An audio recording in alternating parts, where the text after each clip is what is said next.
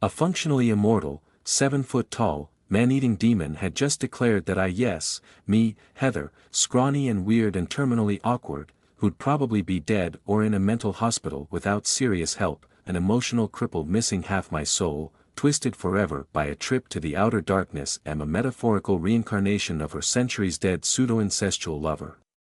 It was a testament to how bizarre my life had become that this was not the strangest thing to happen to me lately. Love? Unfortunately I had a lump in my throat, my chest felt fit to burst, and my eyes were filling with tears. Yes, shaman. Zheng, slow down, please. I held a hand up. I need a moment, I'm sorry, Zheng's story had skewered my heart. Perhaps it was the inherent tragedy, or perhaps the thought of her pining for a lost love for hundreds of years, or perhaps the painful devotion in her eyes. Or perhaps it was guilt, because I finally understood what this situation was doing to her. She was right, she couldn't do this again. I sniffed back tears and rummaged in my coat pockets. My fingers felt clumsy and blunt as I unfolded a tissue and wiped my eyes.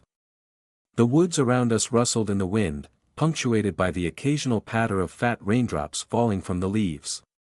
Zheng watched me with affectionate intensity as I struggled to regain my composure. Lazi, still all snuggled up in Zheng's lap, was biting her lower lip in sympathetic response. She'd heard this all before, extracted Zheng's past from her in the dreams, but the emotional feedback still affected her. Okay, I said, more to myself than Zheng. This is absurd, I sighed with a choke in my voice. What am I supposed to say to any of that? I mean, thank you, Zheng, thank you, but I can't be the girl you lost. I'm not your Serenity. I'm pretty certain reincarnation isn't real. And I might like you, yes, and I want you in a way I don't fully understand, but I don't love you, not exactly. I'm sorry. Too late, shaman. We made our choices. You will never be rid of me. Zheng, I don't want to be rid of you. I sniffed hard again, trying to hold back the waterworks. An involuntary laugh of emotional overload crept up my throat and burst into an odd giggle on my lips. I would hardly have spent an entire day tracking you through the woods if I wanted to be rid of you. That's even more absurd than the idea I'm your reincarnated lover really. An affectionate grin curled the corners of Zheng's mouth. She flashed a glint of teeth. With every word you prove me right, shaman. I flustered at the look on her face. You're attributing pure intentions to my motives, when they're anything but. I'm as ruthless as you. Zheng tilted her head to one side. Then why come find me, shaman? Because Heather needs you, Lazi murmured, then puffed her cheeks out. Because I need your help, I blurted out. Because you're big, and strong, and you came from the abyss, and I need to know things about that. Because Maisie told me to gather my friends, that I wouldn't be able to rescue her otherwise. Don't do it alone. So here I am, asking my friend for help. Zheng nodded. I will. I faltered, swallowed hard. Because. Not all love is eros, shaman, she purred. But if you wish it so, I will gladly take you into the woods and make you squeal. I blushed so hard my head span, my sides ached with the pounding of my own heart, my pulse raced inside my flanks, in my bruises, a strangely satisfying pain. I had to put my face in my hands and take a very long, slow breath, in case I blurted out a, yes please, in a moment of weakness. Zheng, let's put that to one side for a moment. I can't, you're a murderous, man-eating demon, I've seen you eat human flesh, and I don't care about that, which is absolutely crazy, but you're welcome, Zheng, to stay by my side, if that's what you want, if you dash. Use me, shaman. Zheng's voice cut hard, all her tenderness banished. I looked up at her face again, at a brooding darkness in her eyes. I am sorry. I'm sorry, Zheng, I'm still struggling to express myself, I dash. Use me. Shaman, your goals are far in excess of the possible, even for a wizard. You plan war on Laoya, to recover your beloved. And here I am. Willing and free, I am a greater tool than any wizard has ever known. Use me. I stopped, frowned, and sighed. Use me, shaman, she repeated. Artificially cold. No fire in her words. I was beginning to learn. Zheng was almost as bad at concealing her emotions as Twill was. Lazi picked up on it too. She frowned up at Zheng and flapped her arms beneath her poncho, but the demon host ignored her serious little face. Zheng, you are not a tool, I said, a schoolmistress tut in my voice. And I know what you're doing, it's blatantly transparent. I refuse to use anybody. You're my friend, at the very least, maybe my dash. With a heave in her throat like a rhinoceros readying for a charge, Zheng surged to her feet. Lazi scrambled out of her lap as she rose, bouncing up in her flopping Wellington boots, pastel poncho and raincoat both flaring out as she almost lost her balance. Zheng towered over both of us, 7 feet of muscle staring down at me like a cornered animal. Buried instinct told me to rise as well, to get to my feet or make myself small, slink away into some hole beyond the reach of this large, angry predator, but I refused to give in. I stayed sitting, did my best to control the shake in my voice, and clutched my sides as my phantom limbs attempted to adopt a defensive posture. Zheng dash. Shaman. Zheng yi. No, don't. Lazi chirped. Bad Zheng, bad Zheng. She bounced on the balls of her feet in front of Zheng, arms up in the air, but the demon host had eyes only for me. Zheng, I understand what you're trying to do, I said. But that's not the kind of person I am. I can't treat you like a tool, I can't treat anybody like that, I'd never be able to live with it. Zheng's darkness broke as suddenly as it had fallen, in a rolling, rising laugh. She bared all her teeth and laughed herself into a roar of frustration at the treetops, shook herself from the head down like a berserk warrior. For a moment I thought she might tear at her clothes, but she came down in a deep breath, then seemed to sag into herself as old melancholy took hold of her frame once more. You name the torture with every word, shaman. You can't treat anybody like that, neither could Seremity. Even a demon standing in her sister's skin. Heather. Rain called my name, her voice cutting through the trees. I glanced down the length of the woodland ridge. Rain had one hand raised in distant question, watching Zheng and Twill stared up at us too, hands in her pockets, eyes narrowed beneath the shelter of her hood. We're fine. I called back, then turned to Zheng. Sit down. Zheng, please, sit back down. With a sullen grumble and a shrug like a sulky teenager, Zheng slumped back down onto the slab of concrete. She folded her legs, waxed coat pooling around her, and leveled a dead-eyed gaze at Rain. Lazi did a big theatrical sigh, arms flopping to her sides. From down the ridge, Rain flashed a thumbs up. I nodded to her. Everything is totally, 100% under control, I lied. Devoted protection, shaman. Your right hand is vigilant. Good. Put the wind up you, did I, little monkey? You know quite well you did. I tooted. And you were trying to. Good. Zheng dash. Nothing you can say will make this easier, shaman. I am yours now. You are too kind to drive me away or abuse me into hatred. And 70 or 80 years from now your heart will seize up or plaque will fog your brain or your cells will eat your organs, and I will once again wish my little bird had never dragged me from the dark. Lazi refrained from crawling back into Zheng's lap. Instead she drew our attention by tiptoeing around Zheng's side, watching the demon host's face like one might with a wary dog. Zheng watched back, as Lazi reached out and awkwardly patted her on the head. What about Lazi? I asked, grasping at straws. She made friends with you before I did, she's shown you kindness too. Why hasn't she inspired this? She is not you, shaman. Oh. I felt a blush in my cheeks. The mooncalf is a sweet thing, but only a small piece of her is here. Zheng reached out and wrapped one huge, grimy hand around the back of Lassie's neck, then squeezed and kneaded her muscles. Lassie's eyes fluttered shut. I swear she let out a purr. I am all here, shaman. As physical as you. Yes, yes indeed you are.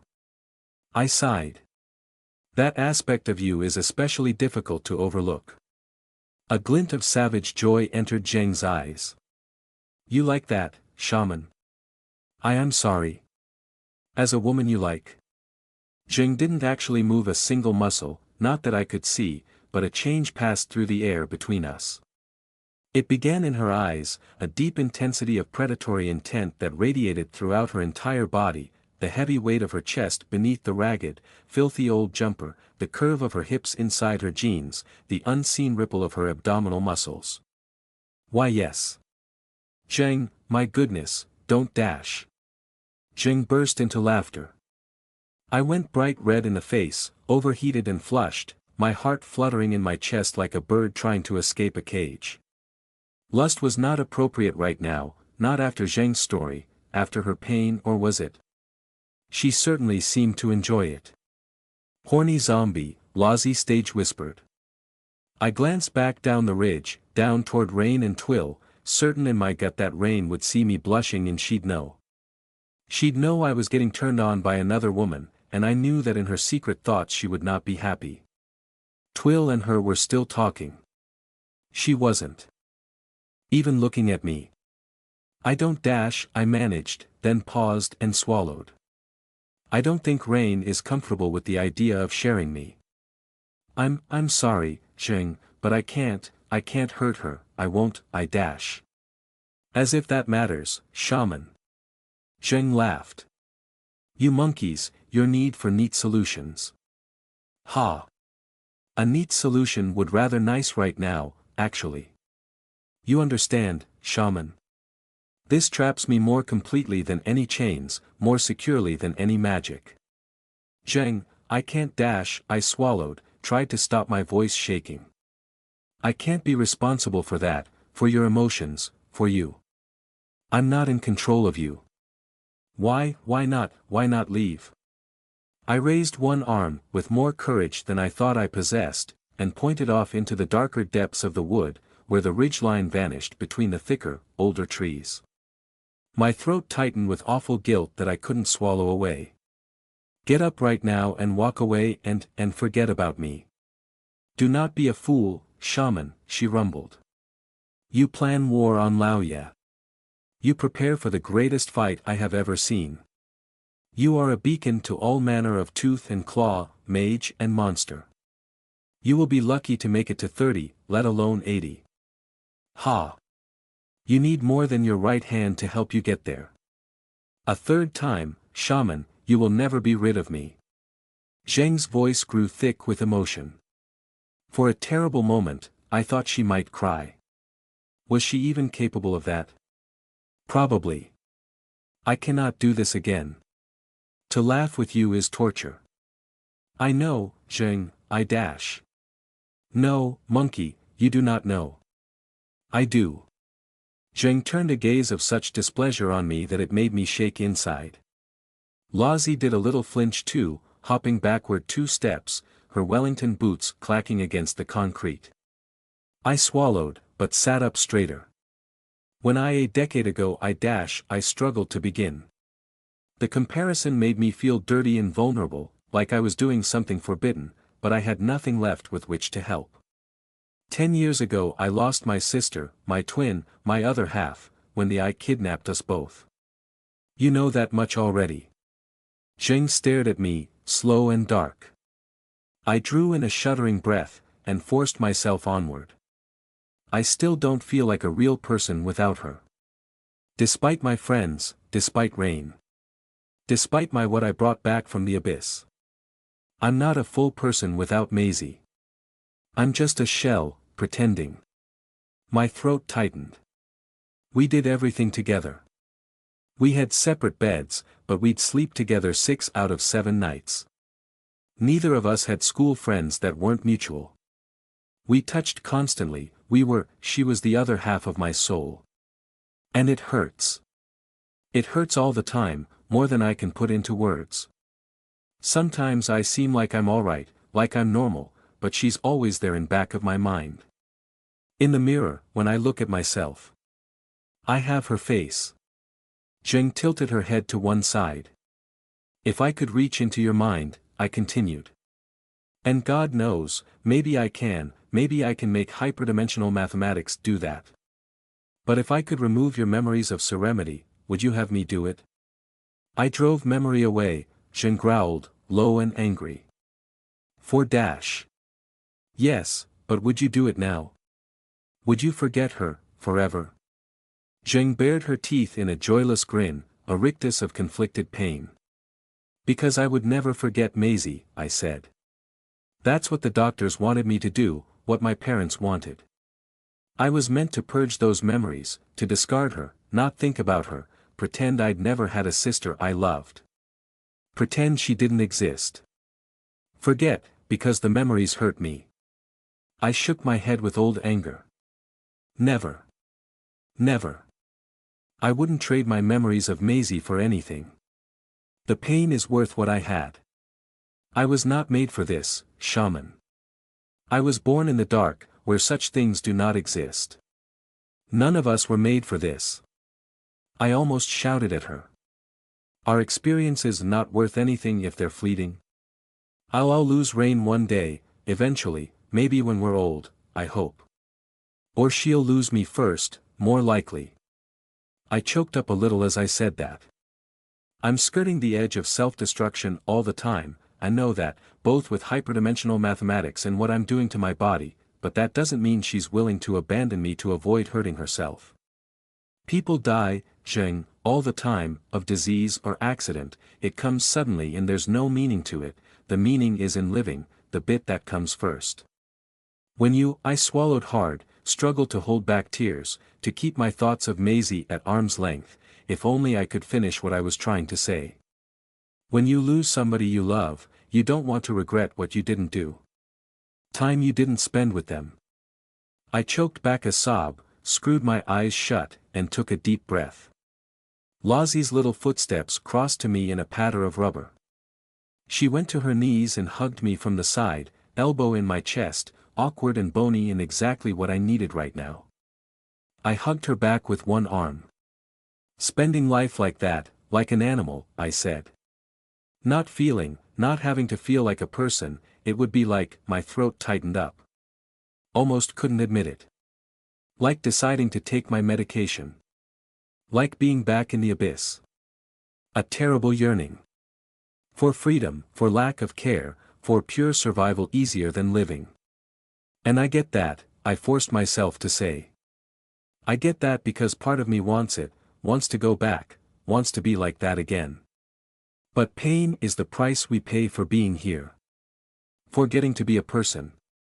For getting to love. If you feel so strongly about me, if you want to stay with me, then do it for me, for yourself. This time us, now. It's real. It's passing but it's real. That's all. I'm sorry, Zheng, I'm terrible at putting this into words. Zheng regarded me for a long moment, and I saw that my passion was not enough. I'd been on this earth barely 2 decades, inexperienced, naive, all too human. She was hundreds of years old. She'd killed dozens of people, at the very least. She ate human flesh and hunted for pleasure. She was a thing from the abyss, a pure predator. And then Zheng smiled. Showed her teeth, snorted a humorless laugh, shook her head. Sentimental monkey. You're sentimental too, you huge oaf. I sniffed, and scrubbed at my eyes with my sleeve. Oh blast, where are my tissues? They'd all called Zheng dangerous. Evelyn, Sarika, Felicity, all mages. Warned me that she was inherently unstable because of what she was, that she might wreak havoc if left loose, that she would devolve into a wild animal. But none of that was true, was it? She was dangerous, but mostly to those who would keep her in chains, who refused to treat her as a person. She was also a cannibal psychopath, yes. No person is perfect. You are her, aren't you? You are my little bird, returned. I'm not. I rolled my eyes. Zheng, you can't treat me like that, it's not healthy for you, or me, emotionally. None of this is as healthy, but at least we can spare ourselves that as well. Shaman. I had the creeping sense that Zheng had just agreed to disagree. Isn't being here fun? Lazi spoke up in a little chirp, a question for the demon. Being here? Zheng purred, a grin on her lips. She sighed a big sigh, filled her lungs with the damp forest air. The taste of meat. The burn of hot muscle. The feeling of victory. Yes, Mooncalf, some things are worth being here for. Some things are worth being here for, yes, I echoed. Zheng raised one hand and pointed a finger at me. I felt myself blush again, but huffed at her. She chuckled. Is that what you want? I asked. I'm yours, shaman. Even if you are fleeting. We will make a deal, you and I. I blinked at her, a sinking feeling dragging at the pit of my stomach. In the same way you did with Rain. Zheng shook her head. From you, shaman, nothing but the vow. A vow to what? When your time comes, 70 or 80 years from now, I go first. You do it yourself, you pull the spark from my core and send it back to the deep dark, and I return to what I was for an eternity before here. A horrible knot pulled tight inside my chest. I felt short of breath. The pneumosomatic flesh inside my lungs seemed to tighten up in sympathetic panic. Lazi said my name, but she seemed too far away. You're asking me to kill you? Zheng shrugged. Eventually. Can't do it myself. Too robust, too fast to heal. I've had half my brain blown out before. She smiled with a touch of pride. It grew back. What if, I stammered, searching for a way out. But what if I die suddenly, or violently, or dash? You won't, shaman. Because I am with you. Then she broke into a real Zheng grin, showed those face-ripping, flesh-tearing, razor-sharp shark's teeth that made my gut clench. Or maybe you leave monkey ways behind, shaman. Maybe you come with me. I shook my head, numb and overwhelmed. The sounds of the rain-washed forest seemed to fade out, heard as if through a concrete wall. Promise me, shaman. Promise me I go first. But you could live for hundreds of years more. You've convinced me, shaman. You made your truth, and you made it well. We are good. Even if we end. The next 80 years will be worth it, and then I will end.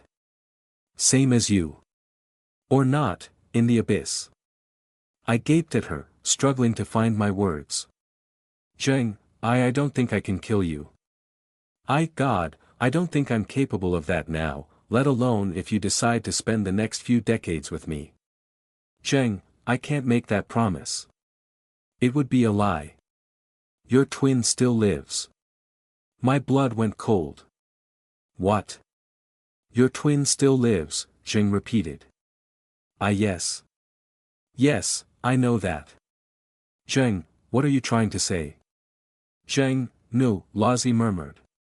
I know you, shaman. You are a natural leader, and you make yourself unstoppable. If you have to, you will promise anything. To get her back, I voiced the unspoken part of Zheng's sentence. What are you saying? That you won't help unless I make that promise? Unless I agree to euthanize you? Zheng shook her head. Regardless, I am yours. I sighed again. So you're pledging your devotion, and there's nothing I can do about it. You're making me use you. It is your nature, shaman. Guilt grew inside my chest, a tumor of self-loathing. Despite everything I'd said, Zheng was right. If she had been willing to leave, to deprive me of the advantage she represented, I would make that vow in a heartbeat. But Zheng was making this request as a person, asking for a very different kind of respect, not a negotiation, or a bargain. So if I don't promise, I'm a hypocrite, I murmured. Zheng shrugged. All right, I said past the lump in my throat, put strength into my voice. Then you're going to help me save my sister. Of course, Sha dash. No, I snapped. You're going to help me save my sister, and I am going to live through it, and you are going to live through it. And when I'm old and gray I'll keep my promise, I'll send you off first, but damn you Zheng, if you don't get there with me I'll return to the abyss and drag you back here myself. Zheng stared at me, and for once I think I'd managed to truly shock her. I mean it, I said, tears freely running down my cheeks. You, Zheng, you tell me you love me, then maneuver me into promising to kill you. That means you're not going anywhere. Your half of the deal is you stay with me. There. It's done. My fire ran out. I sniffed, scrubbed my eyes on my sleeve, and took a great, shuddering breath.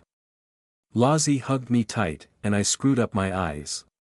Can't believe I'm having an emotional crisis over a cannibal demon, I managed through the tears. This isn't quite the demonic pact I expected to make. Comes with the territory, Lozzie whispered, nodding seriously. I almost laughed. A lot can change in 80 years, I said. Perhaps you'll decide you don't like me very much in the end. Zheng snorted. Unlikely, shaman. I could surprise you. I can be pretty awful. Lozzie helped wipe my eyes. From down the ridge, I noticed Rain and Twill watching us now. My tears weren't exactly covert. I waved awkwardly to Rain, and she waved back. Eventually the guilt and the horror of what I'd agreed to subsided a little. One weight lifted from my shoulders as another longer-term one settled onto them. At least I had a lifetime to prepare. Shaman. I'm fine, I lied. I'm fine. Zheng, does this mean you're coming back to the house with me? Zheng rolled her shoulders in a shrug. Difficult, shaman. Your wooded isle is no great forest, no wild steppe. Things like me are not accounted for. But I would rather be closer to you. Yes, for now. Where does this leave us? Zheng tilted her head to one side in silent question. I glanced at Lozzie, as if this wasn't for her ears, but she bit her lower lip with impish fun, mock scandalized. I mean, I tried again, you can hardly tell me you love me and then not dash. Zheng looked away from me, down the ridge at Rain instead, and to my incredible surprise she took a deep breath and called out. Yashu, Langren, join us. Rain threw us a wave of acknowledgement and started to jog up the incline. Twill was caught flat-footed. She blinked several times before scrambling after Rain. Zheng, we can hardly talk about sexual things, I flustered, going red in the face, with Rain and Dash. What is your plan, shaman? I blinked at her, mouth open, paused in my own embarrassment. My plan? Go home. Go home and have dinner, frankly. Run you a very hot bath, and continue this conversation. Zheng, I need to ask you about the abyss, about these damn tentacles I keep trying to grow. About what we're going to do about Dash. No, shaman, Zheng purred. What is your plan for Laoye? Hey, Heather, you alright? Rain asked as she jogged up, a smile on her face as she hopped up onto the concrete, quickly crossed to me, and squatted down at my side. She reached out and touched my cheek with one hand. My eyes were still red from the brief cry. That bad, hey? I'm fine, for a given value of fine, I sighed. Just a very emotional exchange, that's all. I think we were both on the verge of tears, I said. Please, it's private. Mostly. You want a round, Langren? Zheng rumbled. Hey, first things first, Rain said with a smile and a wink on her face. Zheng, we gonna double team Heather tonight or what? Rain. I gaped at her, spluttering, red in the face. You know, after she's had a good bath first. Twill wrinkled her nose. Ugh, get a room. Exactly the proposition. Rain shot a finger gun at Twill. Ask her yourself, Yashu, said Zheng. Rain. I don't believe you. You can't, it's not the time, you dash. Well? Rain asked me, and I realized she was totally serious. I dropped my voice to a low hiss. How can you even ask that question when you made your feelings so clear earlier? Lozzie put a hand to her mouth, mock gasping. Heather, hey, come on, do you like that idea or not? Rain asked.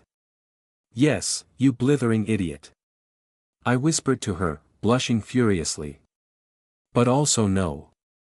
Drop it before my entire head explodes from mortified embarrassment. Rain laughed out loud and shrugged to Zheng. Guess we're not on for tonight. The demon host grunted. Shaman, your plan? Plan? Rain asked. Oh, yes, let's talk about that, I said with relief. Much safer, yes, please. What we planning for now? Twill asked. I'm getting hungry again, we're not straight off on some other wild goose chase, are we? The plan to fight Laoya, Zheng purred. To rescue Maisie, I clarified. Shaman. I don't even know where to begin, I said. Suddenly the woodland air felt colder, the concrete beneath my backside was too hard, too dead. I wanted to go home and curl up with Rain. Deep inside, I shivered. Up until a few weeks ago, the last time I'd actually encountered the eye was as a child. In that house where the cult all died. You all remember that feeling, don't you? I glanced around. Not you, Lozzie, but you recall it from when you saved me, probably. Lozzie spread her arms up high. Big eyeball in the sky. She touched her head. Nasty feelings in skull. Ow. Ow, yeah, right, Twill grunted. Freaky shit. Why are we talking about this now? The shaman's plan, Zheng rumbled. It's okay, Twill, I said.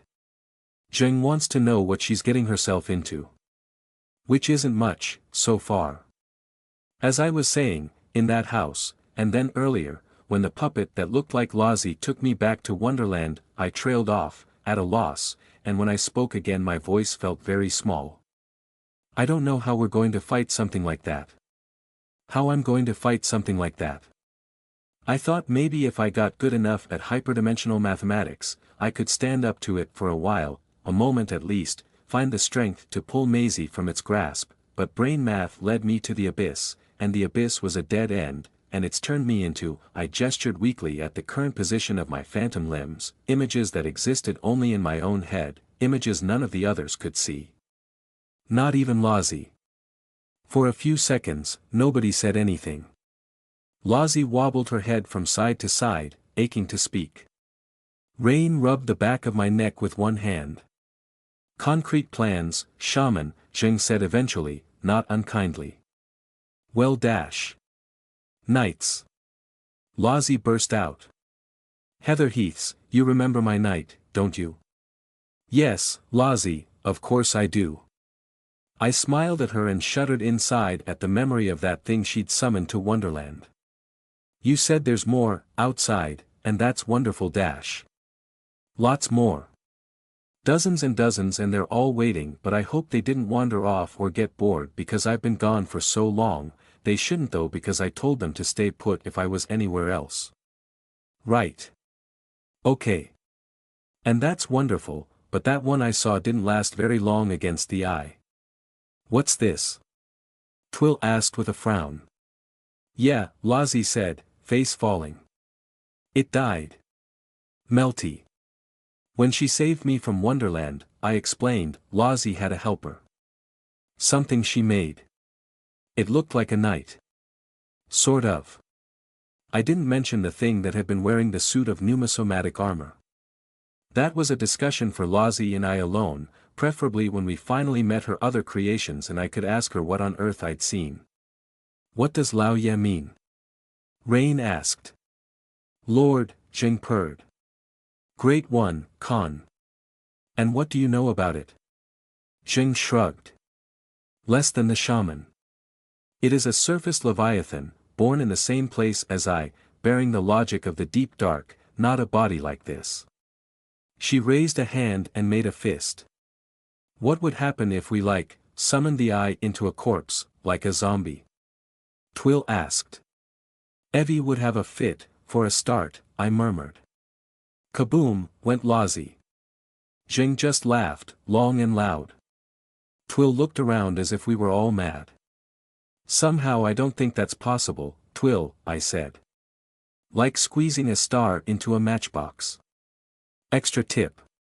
Rain grinned at her. Don't tell Evie you suggested that.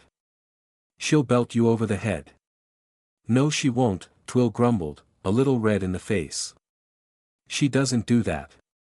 Not really. Concrete plans, shaman, Zheng repeated. Yes, yes, I said. Well, we do have a few leads. And so, we monsters and mad women and werewolves and serial killers, we sat together in the shell of a wartime bunker, and told a 1,000-year-old demon about how we were preparing to fight an alien god.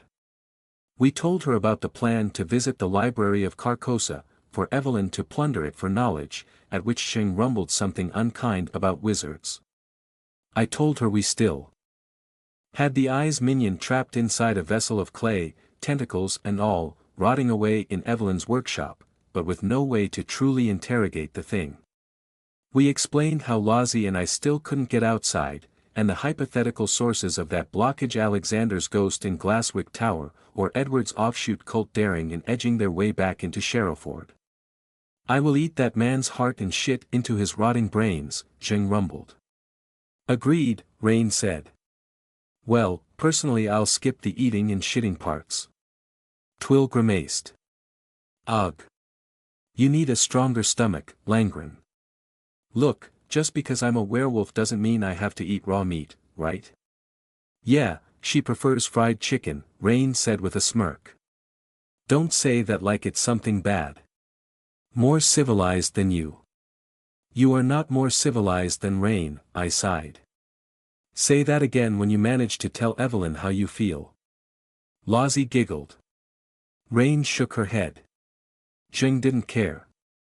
And then there was the core of the plan. As Evelyn had already outlined months ago, we had 3 obstacles to overcome. Getting to Wonderland was solved, in theory at least. The gate would serve, when the time came. Avoiding the eye's attention, that's challenge number 2, I said. Or blunting, Rain added. If I remember Evie right. Yes, exactly, I said. Lozzie's nights, maybe something else, I don't know. Not to mention dealing with it in a physical sense. We didn't see them much when the puppet thing took me there, but it has physical worshippers and minions, mundane threats, I suppose, if we get that far. Some of them are rather large. Zheng grinned.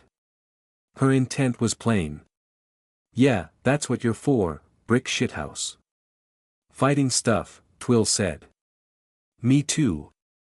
Don't, I said softly, and somehow the quiver of truth in my voice got through to both of them. Don't talk about it like it's a pub brawl. We'd be lucky to survive the first few seconds unprotected in Wonderland. We need more than just ourselves, we need everything we can muster, and even that's not going to be enough. Evelyn's pretty certain that with the right techniques, the right knowledge, then maybe she can avert the eye's attention for long enough for me. You, shaman? Zheng asked. Yes, because that's the final challenge. I have to actually find my sister. And somehow I suspect she's not exactly physical anymore.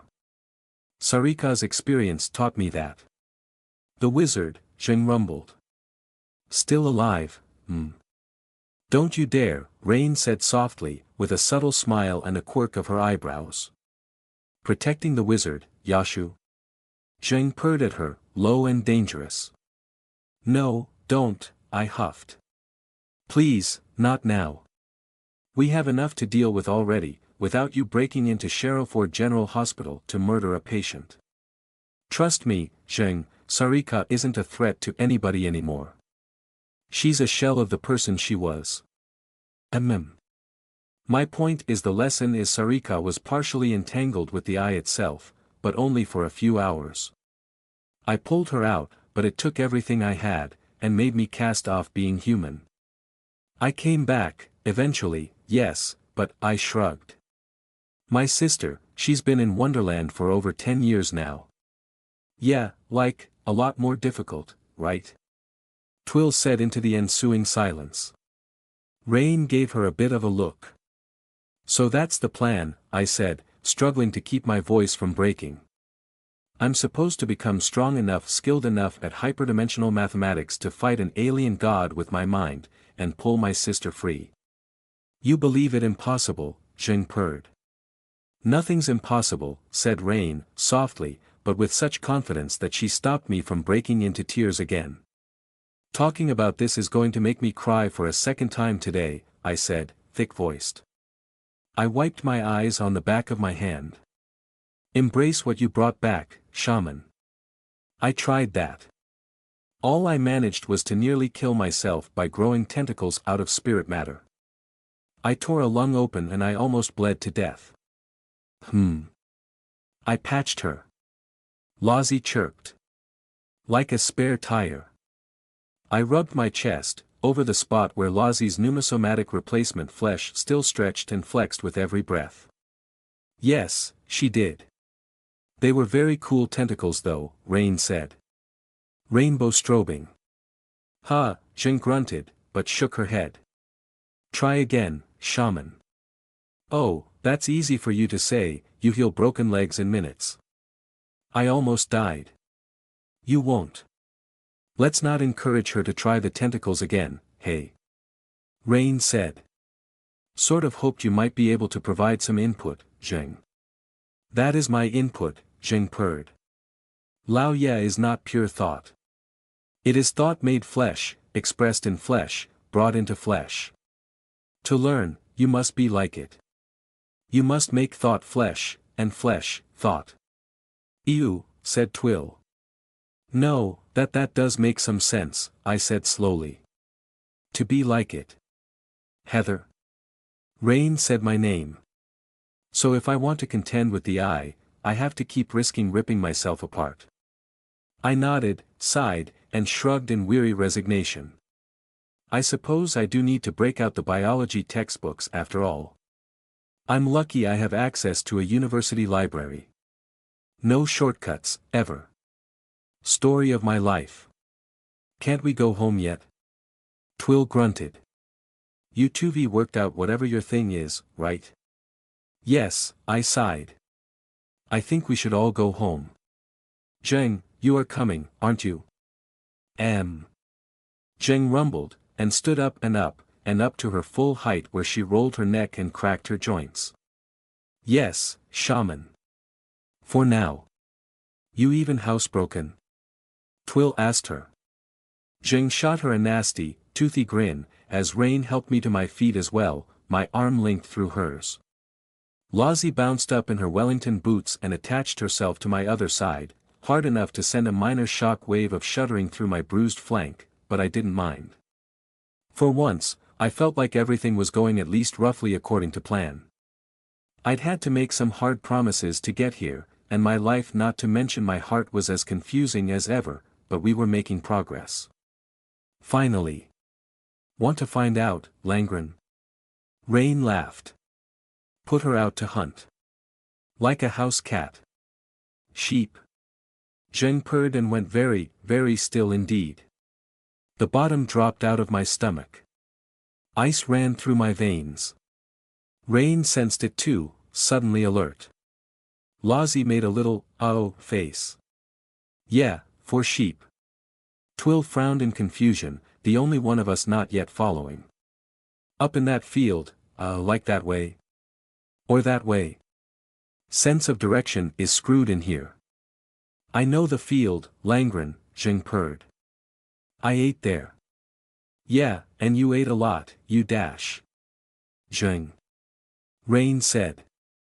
I ate one sheep, Zheng purred, looking around us, into the woods, with a sharpness in her eyes as her face split into a shark-toothed grin. Not four. Something else killed and ate 3 sheep? Like that? I asked. Around here? Zheng laughed, long and low. I am being used, shaman. Used to cover tracks. Let's go find what's hiding in my shadow. Stickin' my face into dead animals, Twill grumbled. Hard raindrops hammered her hunched shoulders, swirled through the air between us, dripped from the rim of my hood. Sad, defeated crows sat in the trees above, awaiting an opportunity to return to the last of the mutton scraps.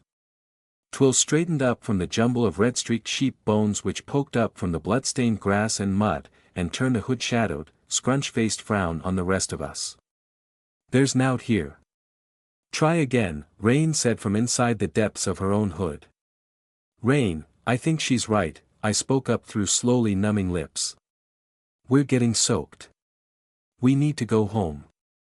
Lozzie's getting cold. Fine, Finny fine, Lozzie muttered, almost a chant. Her voice trailed off into a sleepy sound that clutched at my heart. Not again, not now. She'd started shivering almost as soon as we'd stopped moving, standing around in this rain-soaked field. On the journey back to the sheep corpses she'd seemed normal, but I cursed myself for missing the telltale signs of another relapse. She'd grown quieter, her footsteps had lost their bounce, dragging through the carpet of woodland leaves, she'd slurred a couple of times, slow to turn when called. Now Lozzie was huddled close against my side, hood up and face hidden, arms crossed beneath her coat and poncho. Shivering.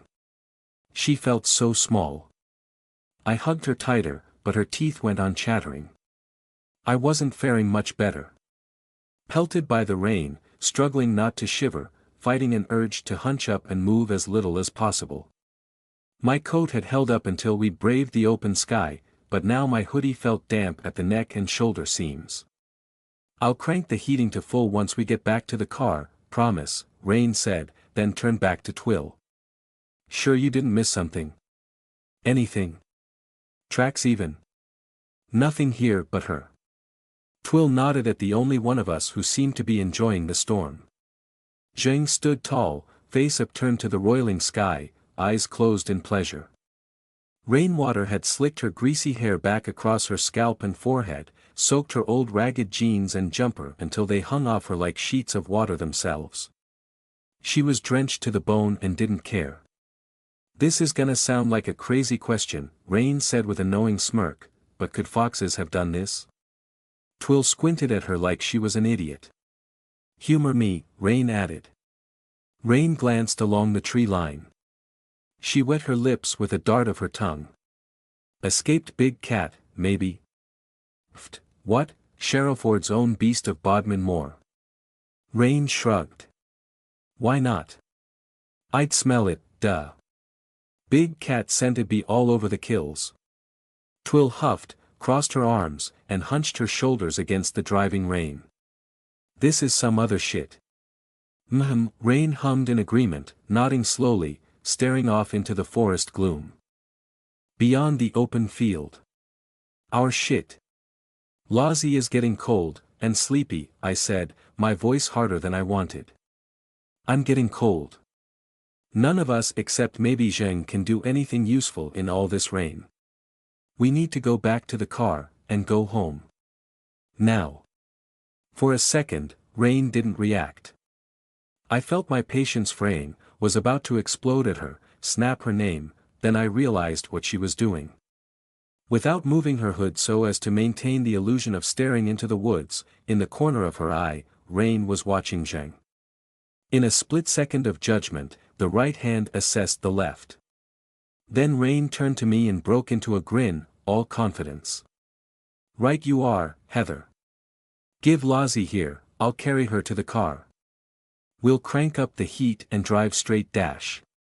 Can't you feel it, Yashu? Zheng rumbled. Langren? Don't you feel it? We all looked up at her. Zheng hadn't moved. Eyes still closed, upturned to the sky, water running down her face and throat. Feel what? Rain asked. The lurker in my shadow, Zheng purred. Still here. Still close. On our way back through the woods to the overgrown field and the mysterious, meat-stripped sheep carcasses, the sky had split asunder. The storm which had been threatening all day had finally burst, into those long slow waves of rain that herald the beginning of 2 or 3 gray, wet days. No triumphant cacophony of thunder and lightning to burn itself out in an hour or two, no hope of sheltering under a thick part of the woodland canopy until the clouds parted. This storm possessed the true grinding endurance of a maritime climate. Even if we had been heading straight back to the car, we were in for a soggy ride home. Instead, we'd all stood around in an open field for 10 minutes, scratching our heads and getting soaked as Twill sniffed at sheep bones. The trees had sheltered us from the worst of the downpour on the walk, but the rain came in gusts and squalls heavy enough to send sudden scattershots of raindrops penetrating through the woodland canopy. A deep gloom had crept across the forest floor, thickening the shadows and confusing the senses. Twill had grumbled like an old soldier. Rain had taken it in her stride and helped me along with her hand in mine. Lozzie had scrambled down off Zheng's shoulders to shelter in the giant's lee, and Zheng hadn't seemed to care about the wet and the cold one whit. By the time we broke cover back into the overgrown field, we were all huddled up inside our coats, dripping wet, Wellington boots caked with mud, squelching and sucking with every plodding step. My stomach had clenched into a tight knot, my veins touched by an adrenaline ghost. Phantom limbs scrunched tight, a defense against the unknown, a dull throbbing pain in my stiff flanks. I took Zheng's emotional bombshell and the enigma of Rain's urgent kiss, and shoved them into the back of my mind. Had to stay focused. None of us said it out loud, and Rain was actively groping for any other explanation. Anything intelligent enough and supernatural enough to hide its kills in Zheng's shadow was absolutely our problem. Wait, what? Twill asked, head swiveling to glance around the field and the tree line. What did you mean, still here? Whatever killed those sheep is still nearby? Rain asked. She didn't wait for an answer, she simply drew her handgun, holding it carefully shielded from the rain beneath the curve of her coat. There's Dash, I swallowed hard. Nothing here but us, the crows, and 4 dead sheep. A sudden gust of wind drove the rain into our faces. Twill growled, flexing fingers rapidly turning into claws. Lozzie shivered harder in my grip. I squeezed her tight. Zheng, what are you talking about? There's nothing here. Yeah, Twill grunted. Is this some weird invisible shit again? I shook my head. There's no spirits here, no Pneuma-somatic life visible, nothing I can see. Nothing, Lozzie mumbled. I ducked down to catch her face, her eyelids flickered in an effort to open wider. Nothing here, really good hider. Hidey-ho. Zheng, Rain said, hard and clear. What are we looking for? Slowly, like a sleeper awakening, Zheng peeled her eyes open and looked about herself. She gazed down at the sheep bones, up at the crows, out at the field. We all waited, tense with bated breath amid the static of the rain. Zheng rumbled. You don't feel it? We are being watched. By what? Twill snapped at her. From where? There's nothing here. Live by tooth and claw long enough, Langren, and you will know when you are being watched.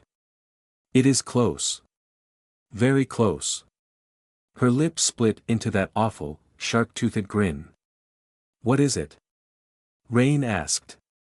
She stepped out to cover Lozzie and I. Zheng frowned, eyes roving, slow and watchful. I do not know. This is all the more reason to head back, right now. I raised my voice, swallowed down the sudden burst of adrenaline. We can't find anything in this storm. Aha, Rain murmured. Hardly home ground advantage. You could find it, shaman, Zheng purred. I won't be able to do much of anything if I catch cold out here, I said, or if one of the cult's zombies escaped the house fire, and it catches us unawares. Yeah, Rain admitted with a heavy sigh. "'S what I was thinking too. Nah, Twill said. One of those things would stink, it would be all over this place. Hell, Zheng does. No offense. Ha. Correct, Langren, this is no puppet piloted by a blind fool. I would see that a mile off. We are going home, I said. You all want me to be a leader, well, that's my decision. We're not all invincible demons or regenerating werewolves here. I'm getting soaked. Lozzie is falling asleep, and we're being hunted. No, we leave. Back to the car. Zheng, you're scarier than anything that dash. I am going nowhere, shaman, Zheng rumbled. She was staring off into the woods, turning her gaze slowly across the length of the abandoned field, mud and thistles and weeds. It is right here. Right in front of us. I can almost smell it. Back to the car, without Zheng.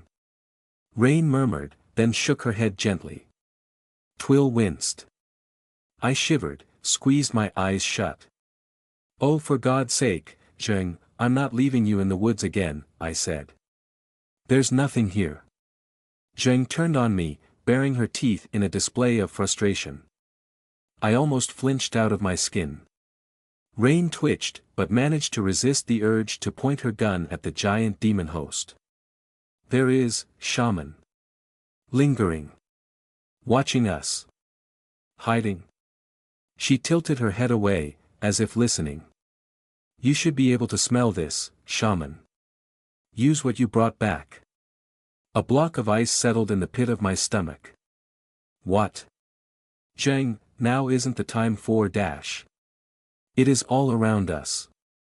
She nodded at the tree line, the field, the sky itself. At every angle. We are surrounded. You serious? Rain asked, with a soft danger in her voice. No jest, Yashu. Right then, executive decision.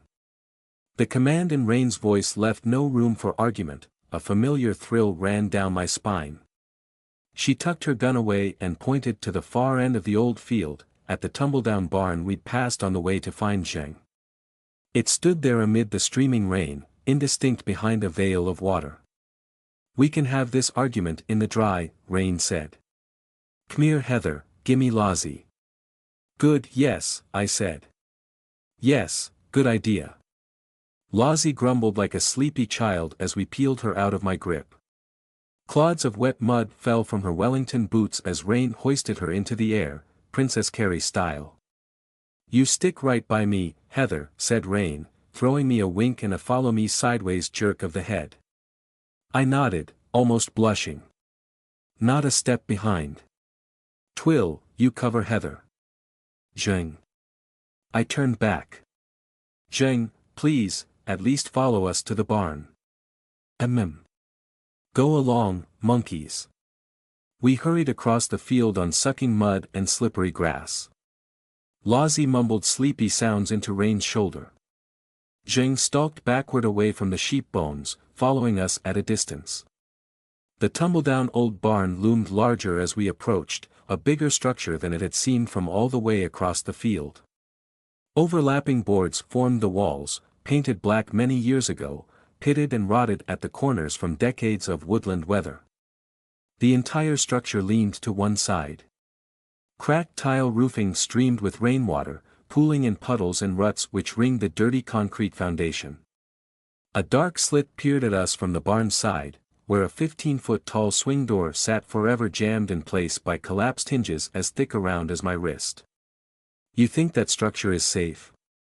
I hissed to Rain. Better than getting sick in the rain and ambushed by an invisible zombie. There's nothing here. Zheng's excitable. Maybe. Maybe not, Rain whispered. S'alright, these things are built to last, Twill spoke up, and went first. She darted ahead, splashing through the puddles, tutaying as she sunk ankle-deep into the water and pulled her foot free with a sucking slurp of saturated mud. She hopped up onto the wet concrete lip, twisted sideways, and slid through the slim gap into the barn. Darkness swallowed her whole. A beat later her hooded head popped back out. She flashed us all a smile. "'Sfine, dry too. Bit dark. Come on." Rain and I picked our way across the boggy moat of pooled water. Almost there, and my hiking stick stuck hard in a patch of thick mud. I pulled it free and overbalanced, feet slipping out from under me, a gasp tearing from my throat as phantom limbs uncoiled to catch me before I fell into the mud. They scrabbled uselessly, incorporeal and powerless. Rain broke my fall instead, no small feat while she carried the semi-conscious Lozzie in her arms. She darted around my side with 2 precise steps and I fell against her, Rain's feet braced in the mud to stop us all going over together in a tangle of limbs. She flashed a grin. "Slow down, hey." "I'm sorry, I'm so clumsy," I dash. "Nah, you're not. Here." She offered me her elbow, and I took it. When we reached the lip of the barn's concrete foundation, Rain urged me in first with a nod of her head. "No," I said, still getting my breath back. "Get Lozzie out of the rain first, please." "Right you are, boss." Rain twisted and ducked to maneuver Lozzie through the slit in the side of the barn. I glanced back over my shoulder. Zheng stood amid a dancing curtain of water. Head high, eyes wide, her massive body thrumming with the promise of sudden, terrible violence. She turned every which way as she backed toward the barn, watching for an ambush from a bare field, an empty quarter. Truly, there was nothing here but us. "Zheng. Come inside." She tossed me the slimmest sidelong glance, and went back to her hunt. I sighed. Zheng was hardly the easiest person to coerce, and she wasn't exactly in danger. With a little wobble and an awkward clack of the hiking stick's metal tip against the concrete, I ducked through the slender gap and shuffled inside the old, lopsided barn. Deep darkness and dripping gloom covered my sight. Vast shapes reared up from hazy shadows as rain drummed on the tile roof and turned all sound to static. For a moment I felt as if I'd stepped into the mouth of something that had only been pretending it was a corpse. The heavy smells of machine rust and old straw and spilled petrol hung beneath the reek of mud. A predatory figure turned to me in the gray darkness, a vision of primal fear. Then Twill shook her mobile phone to flick on the built-in LED torch. The light blinded me. "Ow. Oh, shit, sorry Heather." Twill grimaced and turned the light away, across the wooden board and breeze block walls. "It's fine, I'm fine, just you surprised me." She gave me a sheepish look. "Try and find a door or something. Least it's dry." Dry, yes. I couldn't suppress the shivers anymore, both inside and out. Cold had settled into my neck and shoulders where my hoodie was damp. My fingers and nose and cheeks were freezing. Could barely feel my toes inside the Wellington boots. Water dripped from my coat, from Twill's too, making wet tracks in the thick dust. Caught in the sidewash of Twill's light, Rain had set Lozzie on her feet once more. Lozzie was hunched up tight, teeth chattering. "Rain. Rain, is she—" "Lozzie, are you okay? Lozzie?" I moved closer, one hand out to take Lozzie's in mine. Twill's light whirled off as she resumed her search, leaving us in flickering afterwash. "She can stand on her own," Rain said. "Standy-wandy-woo," Lozzie sang. She blinked heavily at both of us, eyes struggling to stay open. Then she closed them and grumbled low in her throat, slumping against Rain's front. "Lozzie?" I squeezed her hand. "Damn this, why now?" "Maybe she just ran out of juice," said Rain. "She is very cold though, like her body's desperate for sleep." "You're right, we need to get her back to the car." "I know." "Rain, what do we dash?" With a grunt and a crack and a crunch of splintering wood, Twill burst a hole in the side of the barn. I turned just in time to see the hinges give way on a little side door. Twill barely caught herself as the door popped open, claws scrabbling at the door frame to halt her face-first journey into the mud beyond. The sound of rain echoed up and inside the barn. "Good job," Rain called. Twill grinned at us and waggled her phone to flick the light off. With the side door wide open, the barn's interior filled with just enough grayish stormlight by which to see. The floor was caked a thick layer of dust, scraps of old straw, patches of unspeakable stains in effluvient browns and yellows, some in the sticky rainbow tint black of petrol, and the telltale red of agricultural diesel. A few birds moved in the rafters, wood pigeons riding out the storm. Splatters of dried bird poo marked the corners of the room. A tractor lay in a partially disassembled ignoble death at the rear end of the barn's floor space, its engine gutted for parts, the cab doors wide open, tires deflated in great heaps of rubber. Tools had been tossed against one wall, half-rotten pitchforks and a couple of dented shovels. A huge pile of worm-eaten wooden pallets occupied one corner, some of them broken up into loose boards. Nearby on the floor, some of the pallet wood formed a circle of burned stubs. A very old, very cold campfire. Twill shoved her hood back and shook water off her coat. Rain did the same, brushing at her arms, then noticed that I could only stand and shiver. She pushed my hood back for me, watching my eyes with mounting concern. "Lovely place, hey?" Twill laughed without humor. "If it keeps us dry," I said.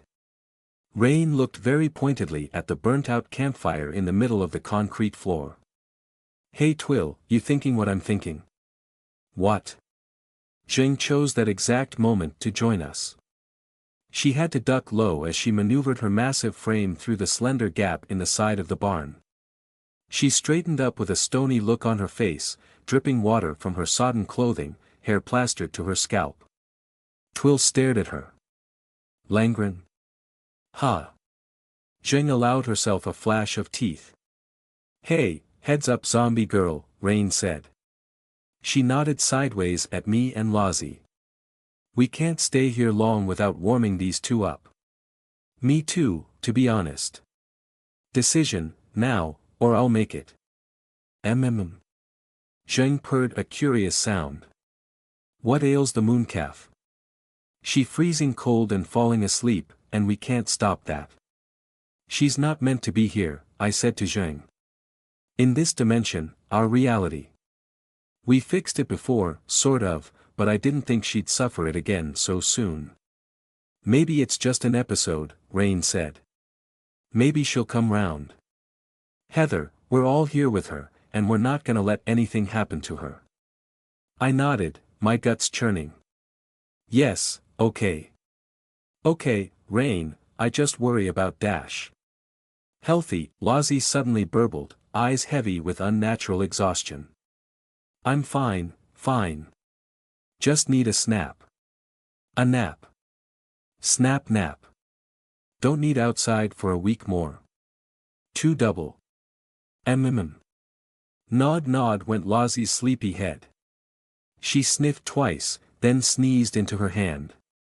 Rain found a tissue and helped her blow her nose. "We cannot leave," Zheng purred. "We are surrounded." "Define that," Rain said. "Surrounded by what?" "I didn't see, or smell, or hear shit out there," said Twill. "Something hunts," Zheng purred. A contemplative look came over her face, the look of a jaguar in the jungle, peering out of the undergrowth. "Watches. Waits, for prey to stumble in." She sighed, blinked with glacial slowness. "Feels familiar." "Familiar?" I echoed. "As if it has snuck up on me before."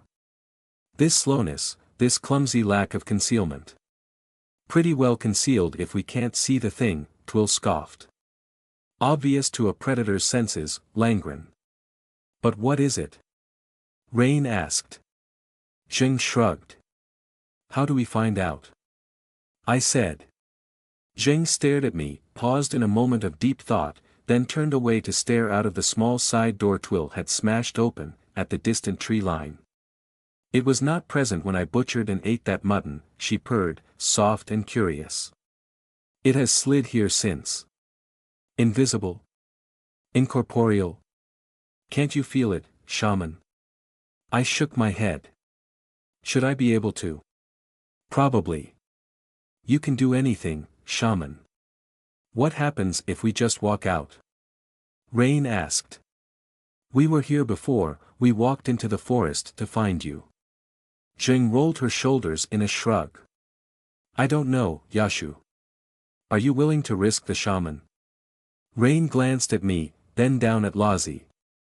Rain, she's freezing, I said. We can't stay here, we dash. I know. We have to go back to the car, this is absurd. There's nothing even out there, nothing dash. Heather, I know. It'll be okay. Let me think a sec. Then we need to find out what's watching us, correct? Lazi. Lazi. I ducked down to try to catch Lazi's eyes but they were both closed. Lazi, do you sense smell? Anything out there? Lazi. She grumbled, shrugged, and huddled closer to Rain. The ghost of panic crept up my throat. My teeth chattered inside my skull. I was shivering hard now. I can warm the shaman, Zheng purred. Nice thought, Rain said, raising one finger, us all getting in a big body heat pile, but also kinda inefficient. If we're not moving, we need heat. That you do, Rain said. A tight grin spread across her face. She passed Lazi off to me, one hand lingering for a moment to ruffle my hair. Heather, hold Lazi, you two cuddle up close for a moment. Twill, get your claws ready. Twill blinked at her. What? Get your claws out, girl, you got work to do. Rain strode straight to the back of the barn, to the pile of old wooden pallets. She planted one mud-drenched boot on a stray outermost pallet, leaned down and tore a board free with a cracking of dry wood, then turned and tossed it to Twill. The werewolf caught it awkwardly in one half-formed ghostly paw, the false flesh still coalescing into claws and fur. Rain pointed a finger gun at her. Shred that best you can. Twill frowned. Shred what? Kindling. Rain rummaged around inside her coat, in one pocket, then the other, then an inside pocket, then a hidden inside pocket in the sleeve. For a second I thought she wasn't going to find what she was looking for, then she pulled out a small metal box. With a flick of her thumb she opened the lid of the lighter, and up sprang an inch of clean flame. You know how to make a fire, like, from scratch? Twill gaped at her. I sighed with sudden relief. Zheng grunted her approval. Rain flashed us all a grin, burning confidence. How hard can it be? Harder than it looked. Twill spent several minutes reducing boards to wood shavings and sawdust, snapping them apart with brute strength and shredding them with her claws. Rain pulled fresh fodder off the old wooden pallets, and piled them tight in the center of the room as main stage fuel, over the cold fire left so long ago by some unknown passing campers. Why had that first fire been made, I wondered. What desperate situation or teenage hijinks, more likely had taken place out here, in this corner of some forgotten farm? I hugged Lazi tight, doing what little I could to share my own body heat. She shivered and chattered, curled in on herself, her head buried in my shoulder. My phantom limbs tried to embrace her too, so I had to close my eyes tight for a few painful heartbeats to control the ghostly impulse. Zheng ventured back outdoors. To hunt, she explained when I asked her a silent question. Maybe I find what watches us, maybe not. And with that she stalked back out into the wind and rain, lost behind the walls of the barn. For a moment I felt a terrible foreboding, as if she might not return, as if she'd break with everything we discussed and vanish into the woods to forget about me. Perhaps, a tiny part of my heart whispered, that would be easier on all of us. Hold up, I ain't done trying yet. Rain paused in thought as she flicked the lighter shut with one hand. We need accelerant.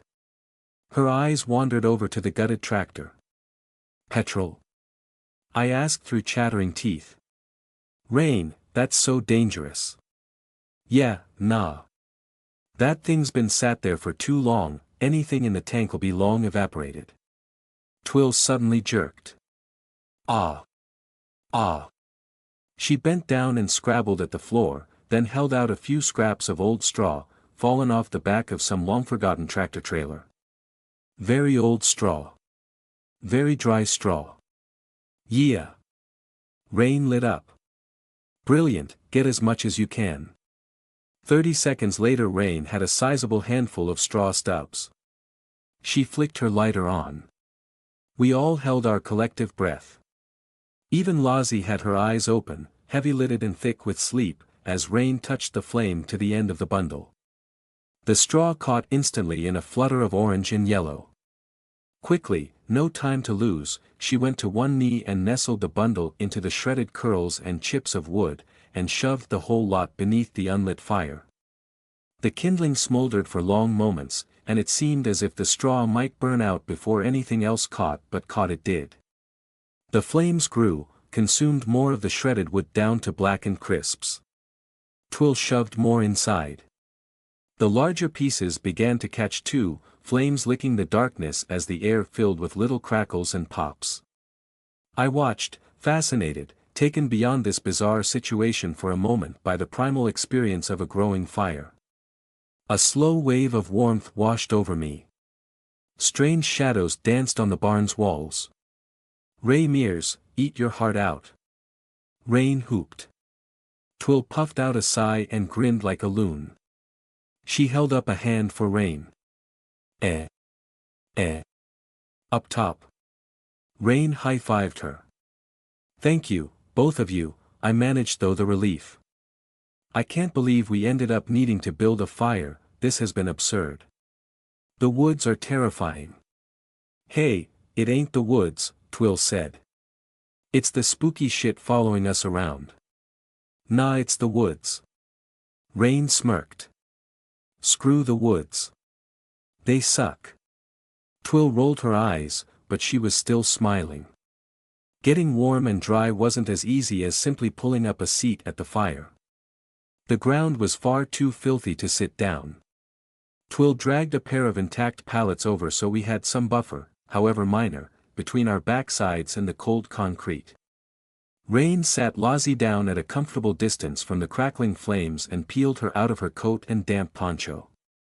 Lozzie wobbled a little, but sat up straight, eyes half open, smiling in silent thanks.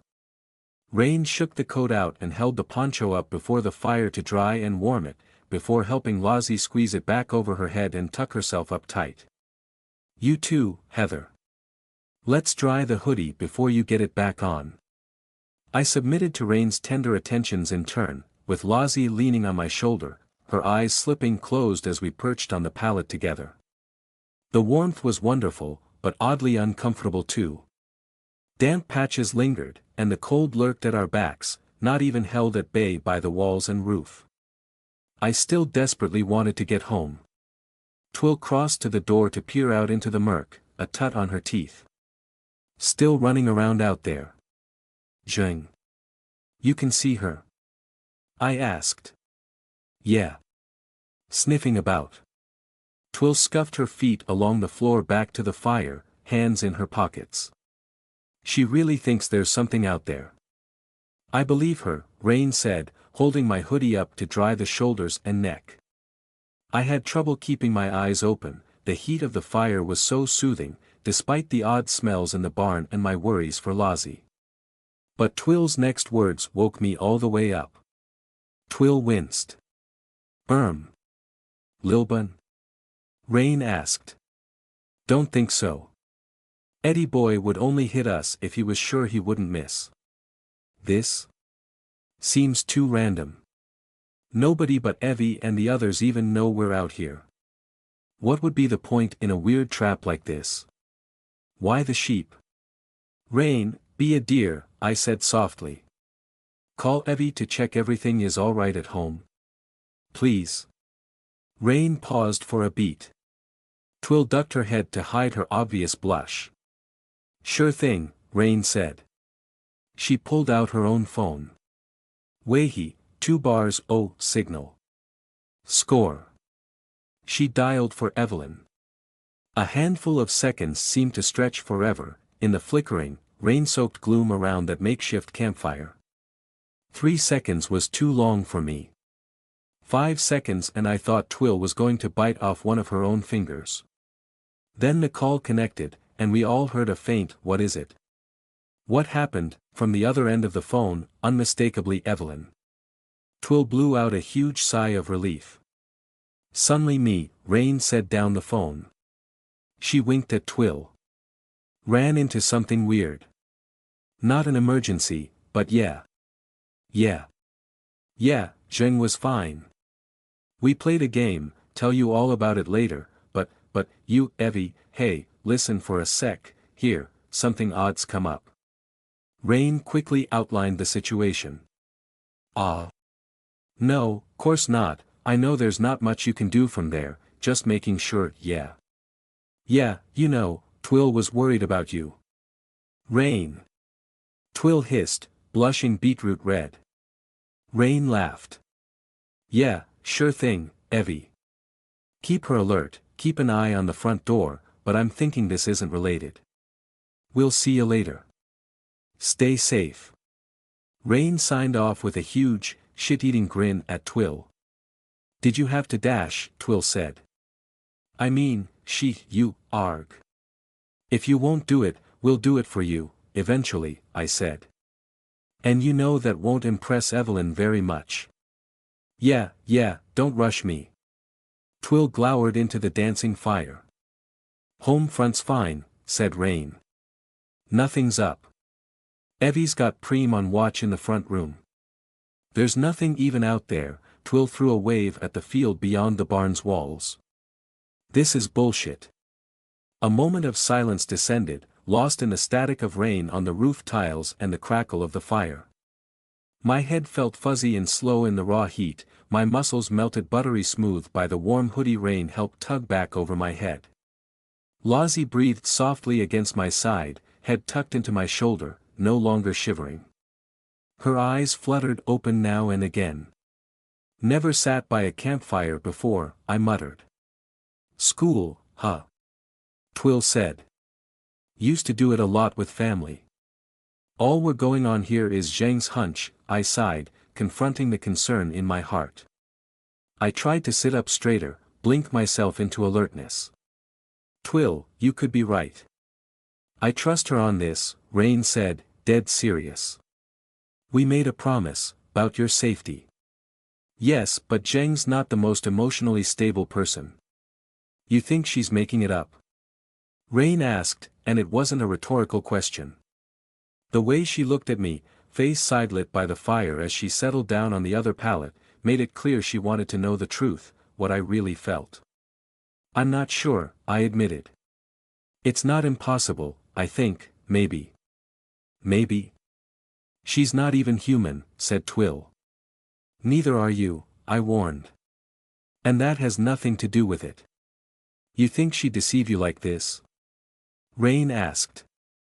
She planted her chin in her hand, tip of one Wellington boot tapping against the concrete floor. I've seen the way she looks at you, Heather. That big zombie lady adores you. Not as much as I do, but hey, not everybody can be the best. Rain, I sighed, and glanced at the open side door, as if Zheng might be lurking and listening at the threshold. Exactly. That could be the problem. Twill grunted. You think she's delaying the journey home? Rain asked. Trying to keep you here. No, she was honest earlier, when I cut myself off with a swallow, glancing at Twill. I'd share anything and everything with Rain, and Zheng probably knew that, but I doubted all the things she'd told me were for Twill's ears. I turned back to Rain, blushing slightly, frustrated. Rain, why didn't you ask these kinds of questions earlier? Why are you being protective now? Why not when Zheng and I were, talking? You don't like it? She asked with a smirk. You don't have to listen to this, I hissed to her, then turned back to Rain. No, Rain, I love it, but why not with Zheng? I huffed, squeezed my eyes shut, tamped down on my bizarre reverse jealousy. We don't have the luxury of time to talk about this right now. No, I don't think Zheng is lying, not exactly, but something isn't right here. Yeah. Agreed on that part, Rain said. Twill, when you looked at those sheep bones, was there anything at all out of the ordinary? I asked. She opened her mouth with a frown, but I carried on. Or even things that seem ordinary to you, but wouldn't to me? Anything at all, any detail, no matter how mundane. Twill shrugged. Dunno what to say. They were just bones. I smelled Zheng a bit, mostly the sheep, the crows too. There was some old rabbit dung in the grass, few snake holes off toward the tree roots.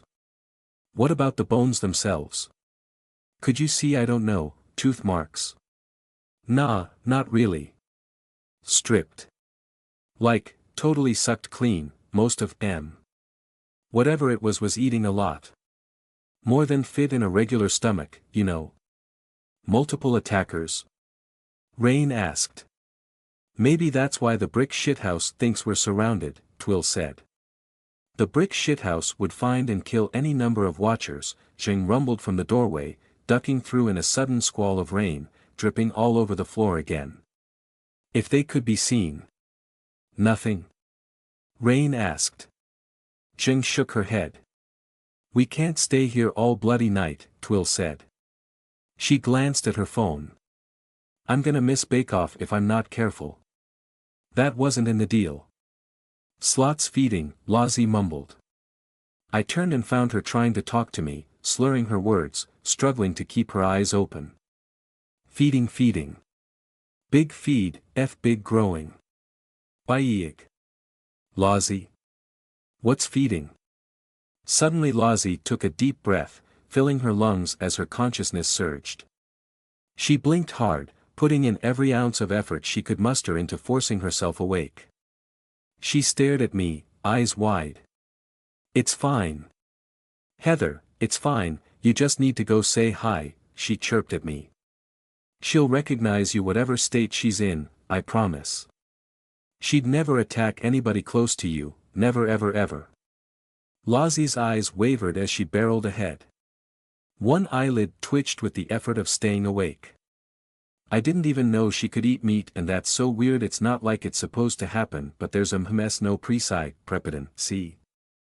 Her burst of energy dribbled out, fell to nothing, and she snuggled up against my side again, half asleep. Well, that answers everything then. Yeah, great, Twill said. Actually, I think it does, I said in slow realization. Shaman. Heather. I stared out into the swirling rain. If Lozzie says it's safe. Rain cleared her throat. Lozzie's track record on the meaning of safe is a bit rough. No risks, Heather, please. I know, but I wet my lips, my mind racing. Something we can't see. Not in the woods, not in the sky. Something even I can't see. If only I could. As the thought condensed and took shape, my phantom limbs uncurled away from Lozzie, already putting my plan into action. Pointless. They were only extensions of my self-image. They couldn't feel or sense or touch anything unless I made them real with hyperdimensional mathematics, and I wasn't about to do that again, not now, not out here, not putting myself at such terrible risk. I concentrated on a single one of the tentacles, a mental ghost image I couldn't actually see, only feel. To anchor it, to give it pneumosomatic mass, the ability to touch and affect matter, that was a step too far for me in my current state. But I didn't need to touch. I needed to see that which could not be seen, shrouded in a darkness beyond sight, hidden to all our senses save Zheng's predatory intuition. Heather. What are you up to? Rain asked. She leaned forward and put a hand on my knee. Must have recognized the look in my eyes. Tentacles weren't the only thing I had in the abyss, I murmured to myself. A spike of headache blossomed in the back of my skull. An old, familiar pain, like a friend I hadn't seen in a while. I almost smiled at it, as the concepts summoned themselves from the dark, oily sump down in the pit of my soul. The muscles, the mental spaces, were still sore and healing, raw and tender as the socket of a missing tooth. But the flesh would never heal right if I refused to ever exercise. The mathematical principles presented themselves. But for once, they were not the eye's lessons. Oh no. I had learnt this out in the abyss, by myself. My stomach turned over. I retched hard as my body rebelled. Heather, Rain called my name. Hey, Heather, what are you dash? Brain math, I croaked and allowed the mental image of that single tentacle to plunge downward, passing through the barn's concrete foundation and into the mud and dirt. Into the ground. Because that was the only place left to hide. The equation fell into place as if it was natural. It was not, it was new and raw, and it hurt the inside of my head like an ice pick through both eyeballs. Natural, perhaps, to a creature in the darkness of the abyss. Natural to the thing I'd been, to a being that didn't use something so crude as physical sight. A pulse, a wave described in pure mathematics, burned my mind like white-hot steel, complex enough to make my nose bleed. A picture of density in darkness and pressure, air pockets and wriggling, crawling life, roots bundled like frozen lightning. Sonar, of a kind. A lesson from the abyss, remade here in hyperdimensional mathematics. And right there at the edge of my perception, at the limit of my range, I found something that should not be. I gasped and clenched my stomach muscles up tight, my bruised flanks shuddering and quivering as I hung forward with my head between my knees for several long moments. My pulse thudded in my ears, my vision went black. Brain math was still not entirely healed, pushed right to the edge of unconsciousness, and I did finally spit a few strands of stringy bile and stomach acid into the dust and dirt. Heather. Heather. Hey, come on, slow now, sit up and breathe. Rain's hands on my back and shoulders, her voice purring in my ear. Her scent in my nose as she helped me sit. I clung to her. Held on tight. Hold me here, Rain, because I might slip away. A sliver of guilt entered my chest. At least this made her possessive. The hell was that? Twill asked. Real magic, Zheng rumbled, awe in her voice. It's in the ground, I croaked. It's underground. We traipsed back out into the storm and the mud. Rain had to support me, my legs gone weak from the effort of the brain math, my phantom tentacles uncoiling and twisting, trying to track the movements below our feet, sending spasms of pain up my sides, drawing sharp gasps from my throat. Rain had helped wipe my face too, but I could still taste bile and blood in the back of my throat. Lozzie stumbled along, half supported by Twill. All of us were dried and warm from the makeshift campfire except Zheng, striding ahead of us. Point, shaman. I can't. It's not in one place, it's a ring. Web. It's dash. All around us, yes. She roared a laugh to the heavens as we stopped by the meat-stripped sheep bones. Twill grimaced beneath the shelter of her hood. Rain held steady, a rock at my side. Shaman, I do not care. I will fight anything. She-it, Twill hissed, flexing one suddenly summoned claw. I'm not up for this. What is this thing, the size of the entire field? We disturb whatever this thing is, it could overwhelm us, Rain said over the patter of raindrops on her hood. Zheng, you distract, we run. Got it? Rain dash, I started. Heather, I'm not letting you stay here for a fight against something the size of a field. No. End of. I don't think we'll have to, I said.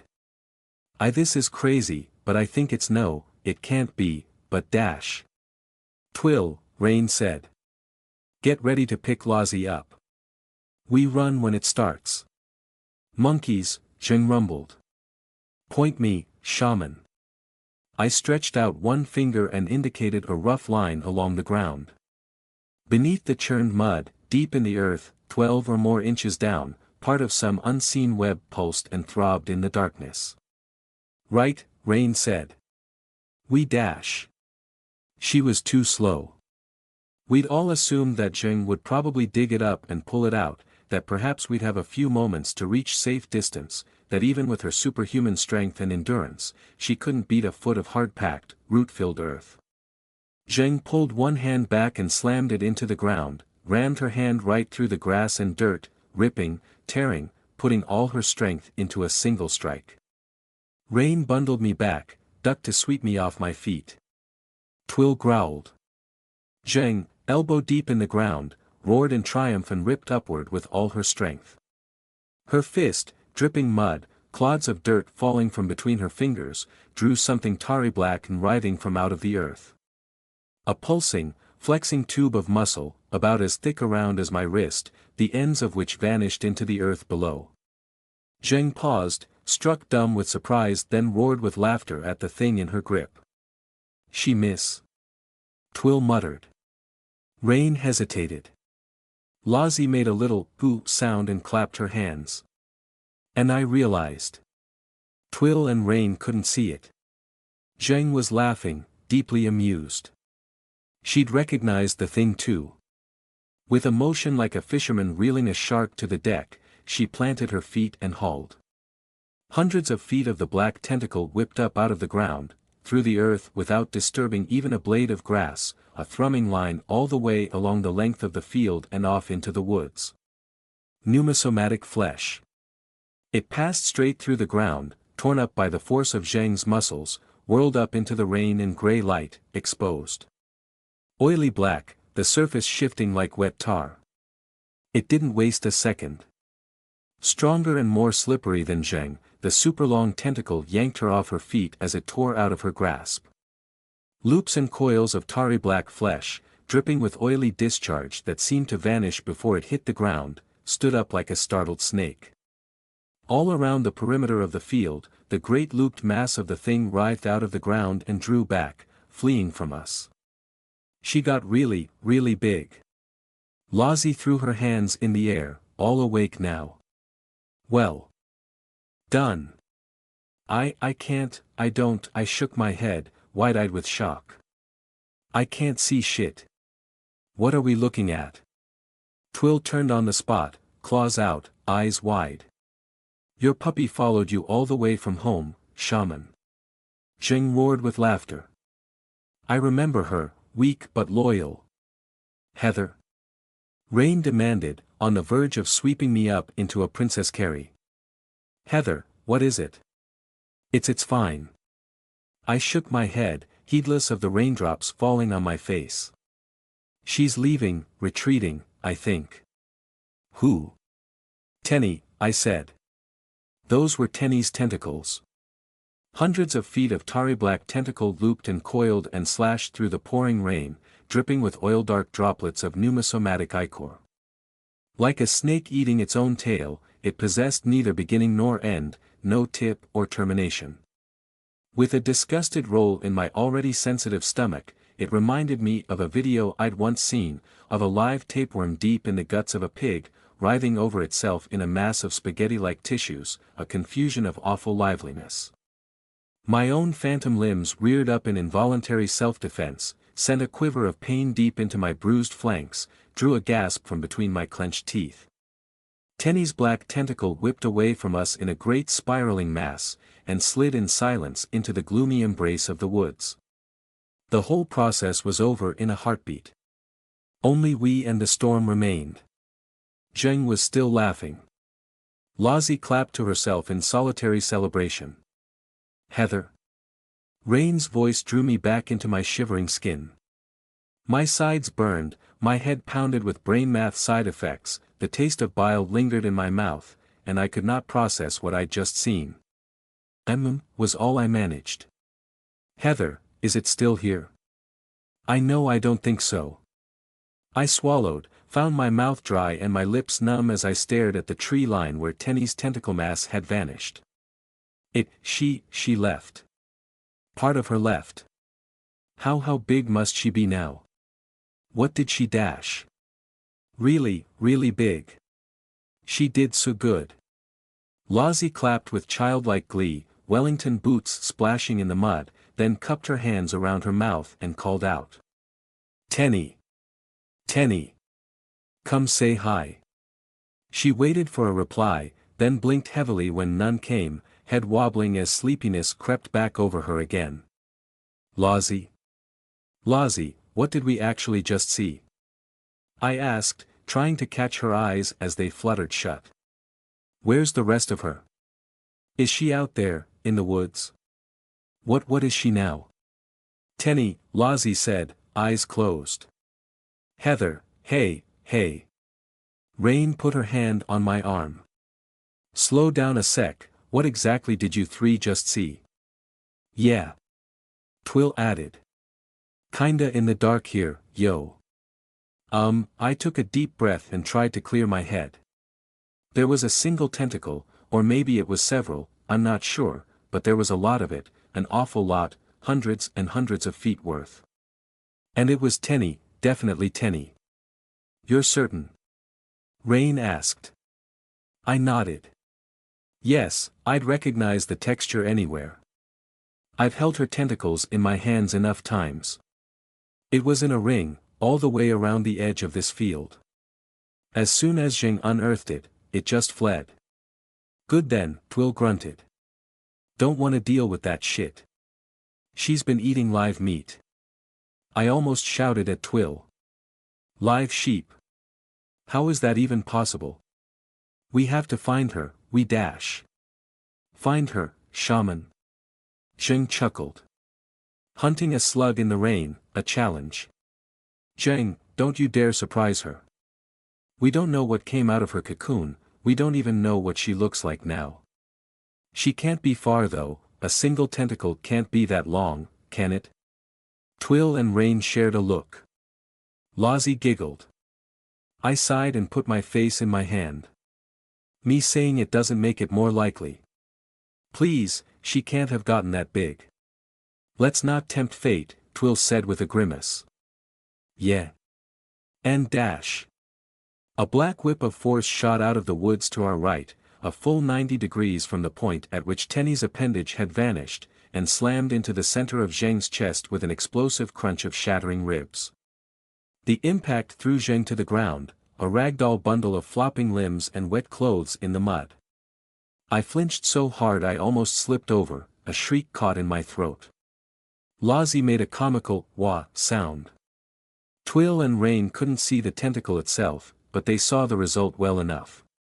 Twill bared her teeth, ghostly wolf flesh spinning together across her body, and Rain moved in front of me, knife out in one hand.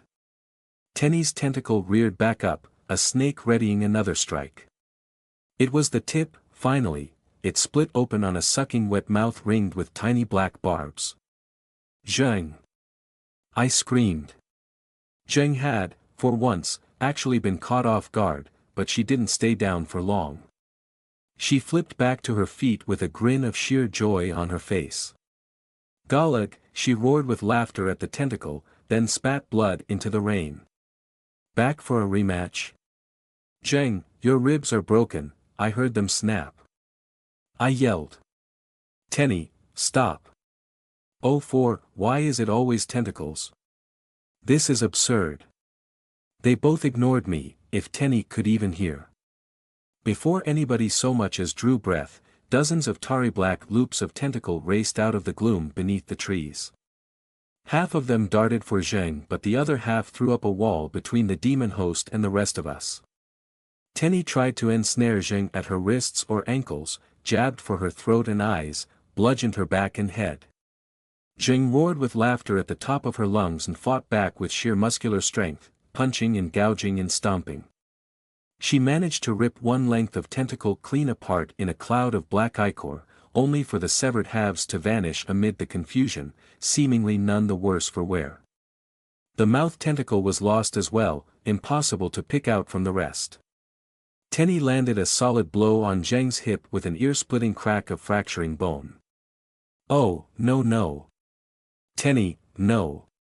Lozzie whined, in a tone with which one might admonish a naughty dog, not a tentacle creature attacking a friend. She rushed up to the wall of tentacles Tenny had thrown up between us and tried to force her way through, but the tentacles gently pushed her back. "Heather, what is going on?" Rain demanded. Twill was growling now, agitated by the invisible violence. "She thinks Zheng's an enemy. Tenny could kill her." "Tenny, stop!" I yelled into the woods, hoping to see her main body, whatever it looked like now, whatever she'd become, but the forest darkness and the pouring rain swallowed all. "Zheng is a friend, stop." She'd almost won, caught Zheng by one wrist and the opposite knee. Zheng had taken a hard strike to the side of her head, puffed up one eye into a huge bleeding bruise. Her free arm hung limp from the shoulder socket at an unnatural angle. She kicked and slipped in the mud, couldn't get her footing as another tentacle threw a loop to catch her around the neck. Tenny was about to pull Zheng's head clean off, and there was nothing we little humans could do about it. Then Zheng exploded with another roar of laughter. She lost her footing on purpose and slipped beneath the tentacle fishing for her throat. On the ground, she bit clean through the loop of tentacle restraining her good arm and shook herself free with sheer brute strength, surging to her feet and whirling in the rain like a berserker. She slammed her own dislocated shoulder back into place with a punch, then caught the next loop of tentacle that tried to knock her brains out. She pulled it apart, ripped the appendage in two like before, but this time she held onto it with both hands, a bullfighter on the horns. "Fast, but stupid," she roared. She was having so much fun, I almost didn't want to interrupt. But finally I found my feet and my courage, and stumbled the few steps forward to the wall of tentacles. Rain tried to stop me, then settled for shadowing me when I shook her off. She couldn't see the wall, of course. I reached out and touched one of the tentacles with my bare hand, raindrops slipping down my sleeve cuff. Warm and slippery in my grip. Absolutely her. "Tenny, stop!" I said, with both mouth and mind. "Down!" A fluttering sound inside my head. Like air passing over feathered gills, a whirring note of surprise and confusion, a strangled yelp from a throat of fanned paper. All together and all at once, the tentacles disengaged. They pulled free from Zheng and sent her head over heels again, whipped back and withdrew from the field in the blink of an eye. Several loops smashed into trees in their haste to leave, scarring the bark, sending outraged crows into the sky in a flurry of black wings. Sucked back into the wood like wet noodles down a drain, the tentacles vanished into the gloom, gone. I took a few stumbling steps toward the woods, but this time Rain caught me around the shoulders. "Whoa there, slow down," she said, and this time I didn't pull away. "What happened?" "Heather." Phew, Lozzie did a big puff, bit her lip, and gave me a guilty, sidelong look. "Oopsie." Silence descended, broken only by raindrops on my hood and Zheng's labored breathing as she got to her feet. Stillness felt so unnatural now. No tentacles, no Tenny. Just a field in England. "She got me, shaman." Zheng roared, broke the silence. "Zheng. Are you alright, you dash?" "She got me." Zheng stomped back over to us, grinning with pleasure. She was bruised and battered all over, her left eye socket swollen and bleeding, dragging one leg. She couldn't stop laughing, a belly-deep rumble. "Slug, slippery carrion eater, trapdoor spider, lurking coward, she got me." Zheng stomped hard, and something inside her hip popped back into place with an audible crack. Zheng turned away, shaking herself like a wet dog, still laughing. Perhaps it was only the rain sliding down her cheeks, but I could have sworn she was crying tears of joy. "Heather, I need a lowdown here," Rain said, calm and collected. "What just happened?" I looked up at her, my rock face set and focused beneath the curve of her hood. Raindrops dripped from the brim. I realized she was still poised for action, her entire body ready to spring one way or the other at a hair-trigger touch. In a second she could scoop me up or draw her knife or do God alone knew what else. The sensation sent a shiver up my spine. "Rain, it's fine, as she left after trying to fight Zheng, I babbled, my knees weak at the look in Rain's eyes. She threw up a sort of wall between us two. I think she was trying to protect me from Zheng.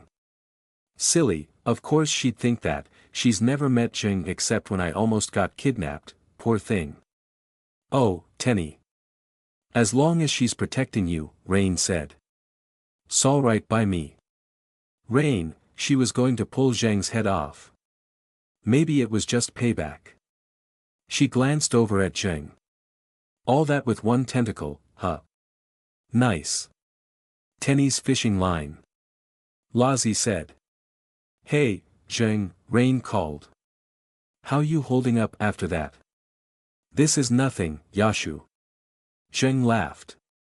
15 minutes, good as new. Slow, Twill grunted with a humorless laugh, but she trailed off into an awkward cough. Twill was brave beyond sensibility, but even she couldn't fight invisible monsters. "So, she's gone again now?"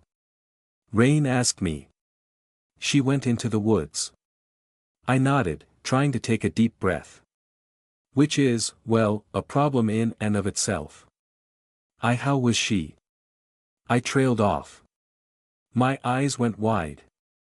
My head felt like it would float away on the wind. Awe is a singular and strange sensation. Often it arrives slowly, when one reads about the depths of space or vast stretches of time. To those unlucky few of us who have been outside, other kinds of awe of the alien, of the vast, of the spaces between come to mind all too easily. In other instances, awe only arrives after several separate pieces of information converge to contextualize one seemingly minor experience. Lazi, Zheng, and I all saw the tentacle rise above the treetops.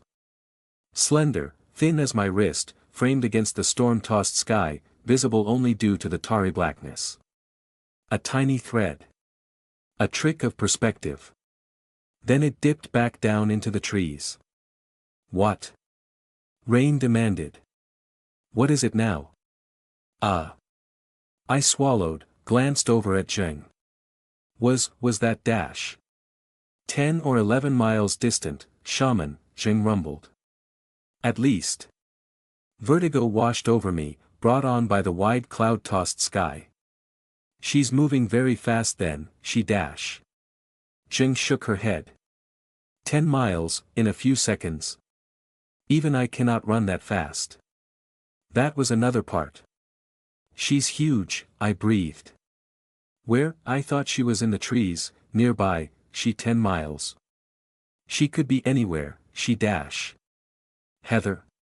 Rain prompted. I stared at her for a moment, speechless, then squeezed my eyes shut. Why do I feel like I'm in a Godzilla movie all of a sudden? I sighed. I don't believe this. As if this hasn't been enough for one day. Heath dash. It was a huge tentacle. Very long, I hissed. Above the trees, back toward the city almost. Which means she's giant. What? Twill grunted. You think she came out of that cocoon and turned into Mothra or something? I don't know. I said. Her cocoon was still there this morning. In the same place it's been for weeks, in the tree in the garden. I saw it myself, with my own eyes, while I was eating breakfast. She can't have followed us out here. We'd know if she hatched, wouldn't we? Lazi. Lazi shrugged. She wavered on her feet, eyelids heavy, one hand clinging to Twill's sleeve. Heather, hey, slow down, Rain said. Maybe she hatched right as we left, followed you out here. That's what she does, after all, right? She follows you. I shook my head, going numb. That tentacle was too far away, practically back in Sherrowford. And she's been eating real meat, I didn't even think that was possible. A horrible cold fist of ice settled in my belly. The implications did not bear thinking about. How did she do that? How did she do any of that? She even hit the trees. Pneuma-somatic flesh can't touch. Of course, this wasn't the first time Tenny had touched real flesh with pneumosomatic appendages. Months ago, in that dirty alleyway where I'd been ambushed by a cult underling before my first meeting with Alexander Lilburn, she'd shoved her tentacles into his head, bought me a moment of distraction. But back then her tentacles had passed through skin and bone and brain, made him jerk and sit up as if surprised. Not battered him to death. Now she'd hunted living animals, stripped the meat from their bones, and hidden her kill. She's just really clever, Lozzie said, then grumbled, knuckling at her sleepy eyes. Really clever. Right. Rain must have seen the look on my face. She glanced at the dark tree line through the murk of the storm. You think she's been eating meat elsewhere? This might not be the first time. Oh, she-ite, said Twill. Like, back in Sherrowford? Oh God, oh no. My throat tightened up. You might be right, I don't know.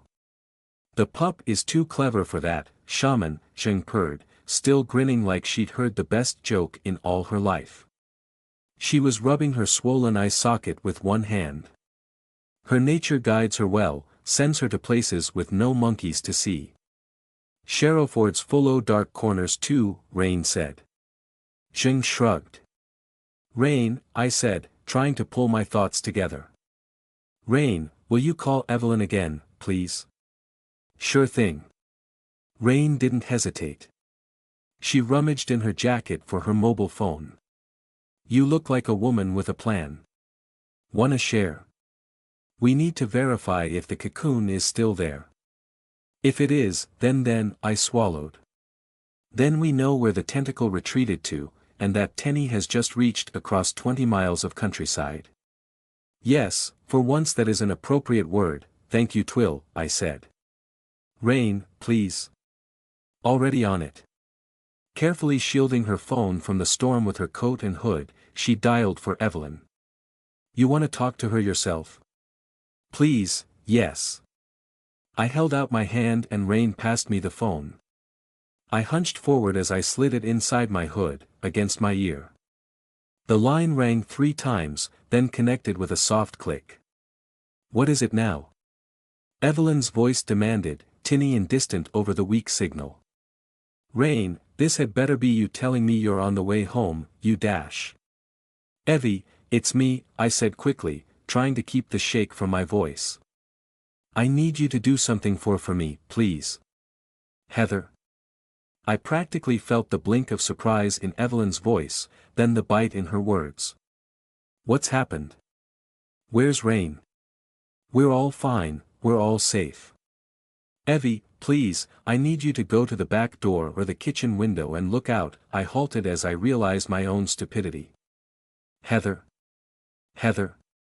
Oh blast, you won't be able to see it, will you? I thought out loud.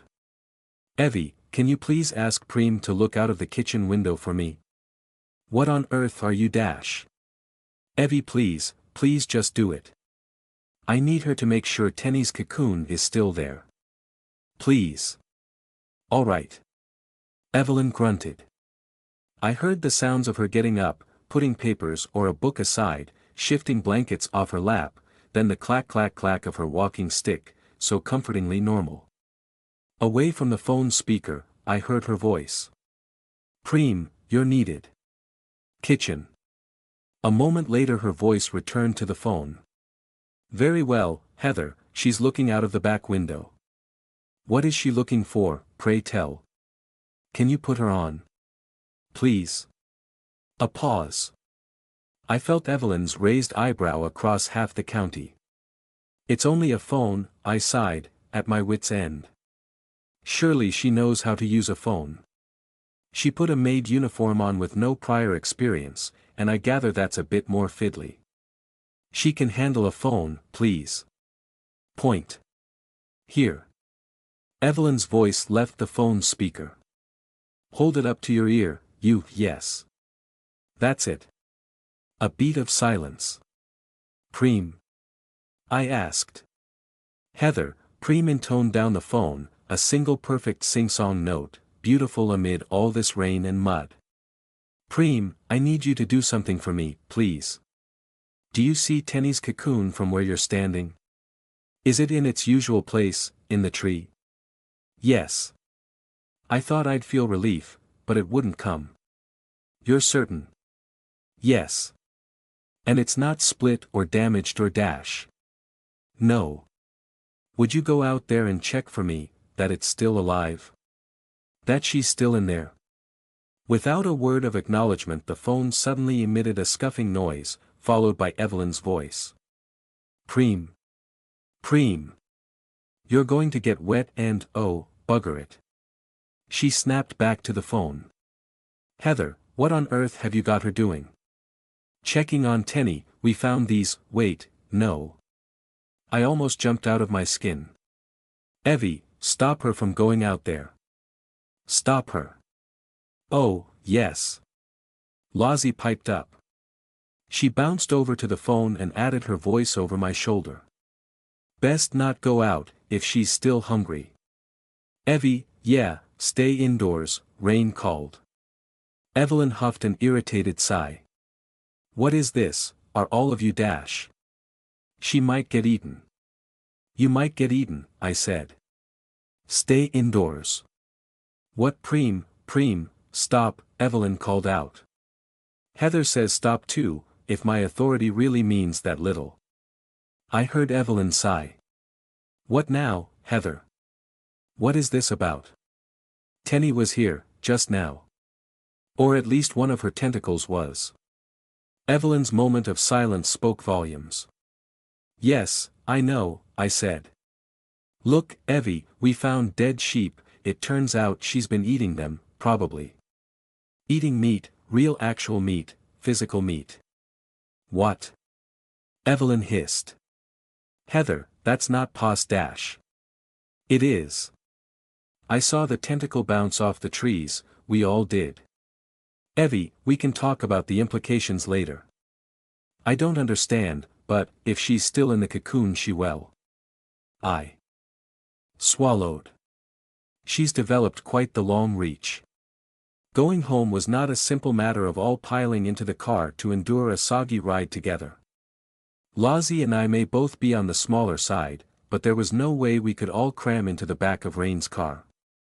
Zheng was simply too large and too unwieldy. She knew it, and she didn't even make the attempt. I'll walk, shaman. I stared up at her and sighed. We were standing on the edge of the woods, in the asphalt lay-by we'd pulled into so many hours ago. Behind me, Lozzie bounced into the back seat and out of the rain, then swung her Wellington-booted feet back out and then banged them against the side of the car to knock the mud off. She hugged herself tight in her poncho, shivering softly, but in minutes we'd have the car engine purring and the heaters turned up full for her. Zheng, it's miles, I said. Woodland, open fields, then the city, and you have to hide the whole way, don't you? Zheng, even for you that'll take ages. This is an emergency, it dash. Could be an emergency, Rain corrected me, gentle and reassuring. She squeezed my shoulder through my hoodie and coat. We don't know what Tenny's been doing, but she's been doing it for a while and nothing crazy's happened yet. It's not like there's a spate of missing persons in Sherrowford, or a load of dead pets. You didn't see that tentacle. I almost snapped at her. Rain, it was miles high. And she listened to you when you told her stop, didn't she? That's not the point. Plenty of giant Araetan, shaman, Zheng purred. You see them every day. And they don't eat live sheep. I almost shouted. Zheng, she tried to pull your head off. This? Zheng gestured at the awful bruise down the side of her face, her black eye with the flesh all puffed up. During the walk back to the road, she had healed slightly, faster than any human, but not as rapidly as Twill, her crooked gait straightening out as her hip bone mended. She looked like she'd taken a wrecking ball to the head. Half her bones made grinding sounds as she walked. A love tap. The puppy was playing. I sighed, closed my eyes, and rubbed the bridge of my nose. The return had not been easy, and at one point I had almost asked Rain to carry me. Brain math had drained me, left me shaky and gifted me with a headache, and the residual adrenaline was running out. My flanks hurt, my head pounded, and I wanted so badly to lie down. "It could take you hours to reach the house," I said. "I need you there with us when we approach the cocoon. Please. Your Galag won't hurt you. She hurt you, and she might hurt my other friends. I can't be sure." I huffed. "I suppose this is why I'm in charge, isn't it? I'm the only responsible one here." Zheng made a grumbling sound. I glared up at her. "Too proud to ride with your head between your knees for 20 minutes, hey?" Twill asked. She poked her head out of the passenger side door, hood still up against the stray raindrops scattering through the woodland canopy over the road. Zheng gave her a slow look, eyes sharp and predatory but strangely at rest. "I dislike these metal boxes." Rain laughed at that, but put up a placating hand. "Showing your age, huh?" "Zheng, it'll be 20 minutes, I said. Surely you've had worse." "I will race you, shaman. And I will win." "That a challenge?" Rain asked. I caught a twinkle in her eye. "On wet roads?" "Yashu." Zheng rumbled. "'Cause hey, I'm the one behind the wheel here." She reached back and patted the top of the car. "Sure she's no 8'6", but you really want to take a risk on my skills? You'll look pretty silly when you plod up to the house half an hour after the rest of us, out of breath while I'm sippin' tea with my feet up." Oh, went Twill, sing-song style, a nasty smirk on her face. "You propose to outpace me," Zheng rumbled, darkly unimpressed. "In a machine?" "Damn right I do," said Rain. "Oh no. No." I stared at the pair of them. "We are not doing this, not now. This is serious, both of you. We've got a giant monster growing in the back garden and we need to get home as quickly as possible, not dash." I choked to a halt, heart in my mouth when I realized what I'd just said. "Exactly," Zheng purred. "Race." Lazi chanted. "Race." Rain grinned at me with adoring satisfaction. "Heather, I love you so much, you know that." "Rain," I almost whined. "It's not safe." "Oh my God, no. It is with me in the driver's seat. Always. Hurt the shaman and I'll hunt you to the ends of the earth, Yashu," Zheng said. Rain winked and shot a finger gun at her. "I expect nothing less." "Good. Go." And with a sudden, face-ripping grin of savage joy, Zheng exploded from a standing start into a headlong sprint, a lightning bolt wrapped in rags that lanced across the road and through the trees opposite, whipping leaves into a vortex behind her to float back to earth. She jinked to one side and vanished into the woods, footsteps quickly lost in the cushion of the forest. Rain burst out laughing. "Right then, that solves that." "Shit," Twill said. "She can go straight, we gotta take the roads." She almost leapt out of the car, but Rain held a hand up to stop her. "Cool it, Twill, cool it. We got all the time in the world." What? Come off it, Rain, you're not that good a driver. We're gonna lose." "Good," I tooted. "Better than breaking all our necks, or getting stopped by the police for speeding. Why pay for the whole speedometer if you're only gonna use half of it?" Rain asked. I boggled at her. You can't be serious, you dash." She shot me a wink and I felt my insides melt at her smoldering confidence. She knew something I didn't, and I knew that was dangerous. "I'll get us all home safe, promise. You get the front seat, too. Go on, Twill, in back for you." I huffed in irritation, but relented, against all my better judgment. This was hardly the craziest thing Rain had ever convinced me into, after all. If nothing else, I trusted she knew what she was doing, but after I climbed in and got settled, I started to doubt again. My stomach clenched up. Rain popped the driver's door a moment later and climbed in, shaking stray raindrops from her hood. "So, this thing is like, souped up, right? Twill asked, poking her head forward between the seats. Not as far as I know, said Rain. What? Twill gaped at her in disbelief. This car is ancient, what the hell are you thinking? Thinking ahead. The engine coughed to life into a steady warm purr, air pouring from the heating vents. I got my seatbelt on, heart in my throat, every muscle tensed and my flanks aching as Rain revved the engine, a teasing grin on her lips. Rain, I warned her. Race. Race. Lozzie chanted, curled up comfy in the back seat. With a kick of the wheels and a lurch in my stomach, Rain pulled out of the little woodland lay-by and onto the road. She put her foot down and I felt like my pulse was going to burst out of my own throat. Relax, she purred. I can't. You're gripping the dashboard, Heather. Relax. Sit back. I can't help it, Rain, I can't believe you're doing this. Driving us home. She'd hyped it up so much I hadn't realized until we rounded the second corner, but Rain was in fact driving safely. I glanced over at the car's speedometer. A comfortable 27 miles an hour. I stared at Rain in profile, not sure if I should laugh or scold her. We're gonna lose. Twill said. Yeah, Lozzie puffed out a cheek in disappointment. Rain, what, was all I could manage. She laughed softly, took one hand from the wheel and ruffled my hair before leaning over to plant a huge kiss on my cheek. Eyes on the road. I squeaked. Rain. She laughed again and took both hands off the wheel for a second, at which I thought my heart might explode, before she relented and replaced her hands at the 10 and 2 positions. It's a ruse, she said. Went Twill. I'm sorry. Rain. I asked. I have hoodwinked our big friend. Pulled a fast one. Played a trick. Gone done a ruse on her. I glanced back at Twill. She shrugged, as lost as I was. But we're gonna lose the race, she said. Small price to pay, Rain answered.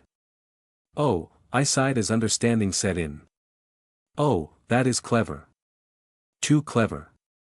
Rain, I can't believe this. That's so underhanded.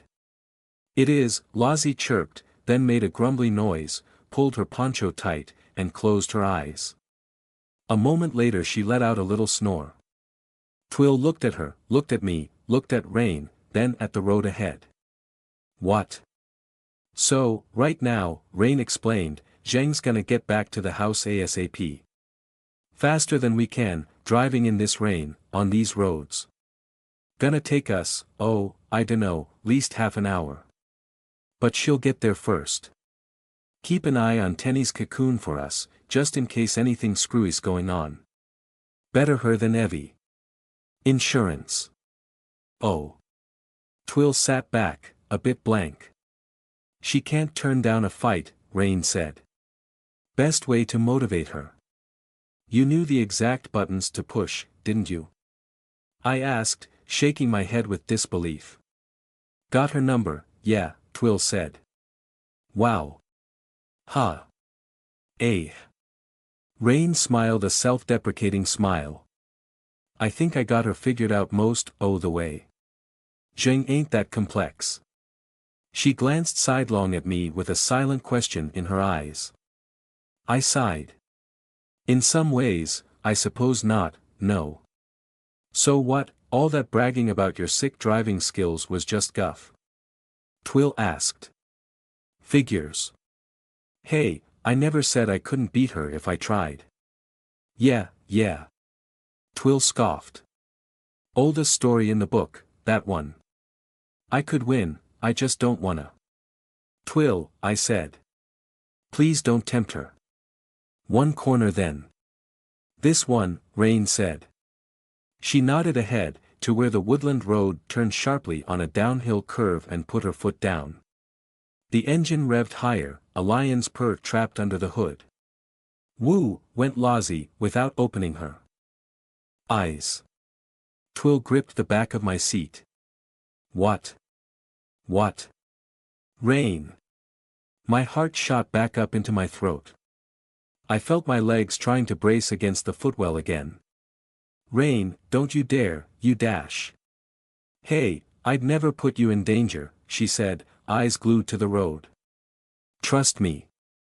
Just this one time. The corner raced up to meet us, trees and all. I couldn't even squeak, my knuckles white on the sides of the seat. Rain was utterly focused, knife-edge sharp. We hit the corner and she jammed the wheel all the way to one side until the steering locked and the car almost span out, then shifted gears down and slammed on the accelerator again. I swallowed a scream, my heart trying to explode from my chest as Twill let out a whoa. The rear tires squealed like a pig in terror as we rounded the corner almost side-on. I had an awful vision of the car rolling over.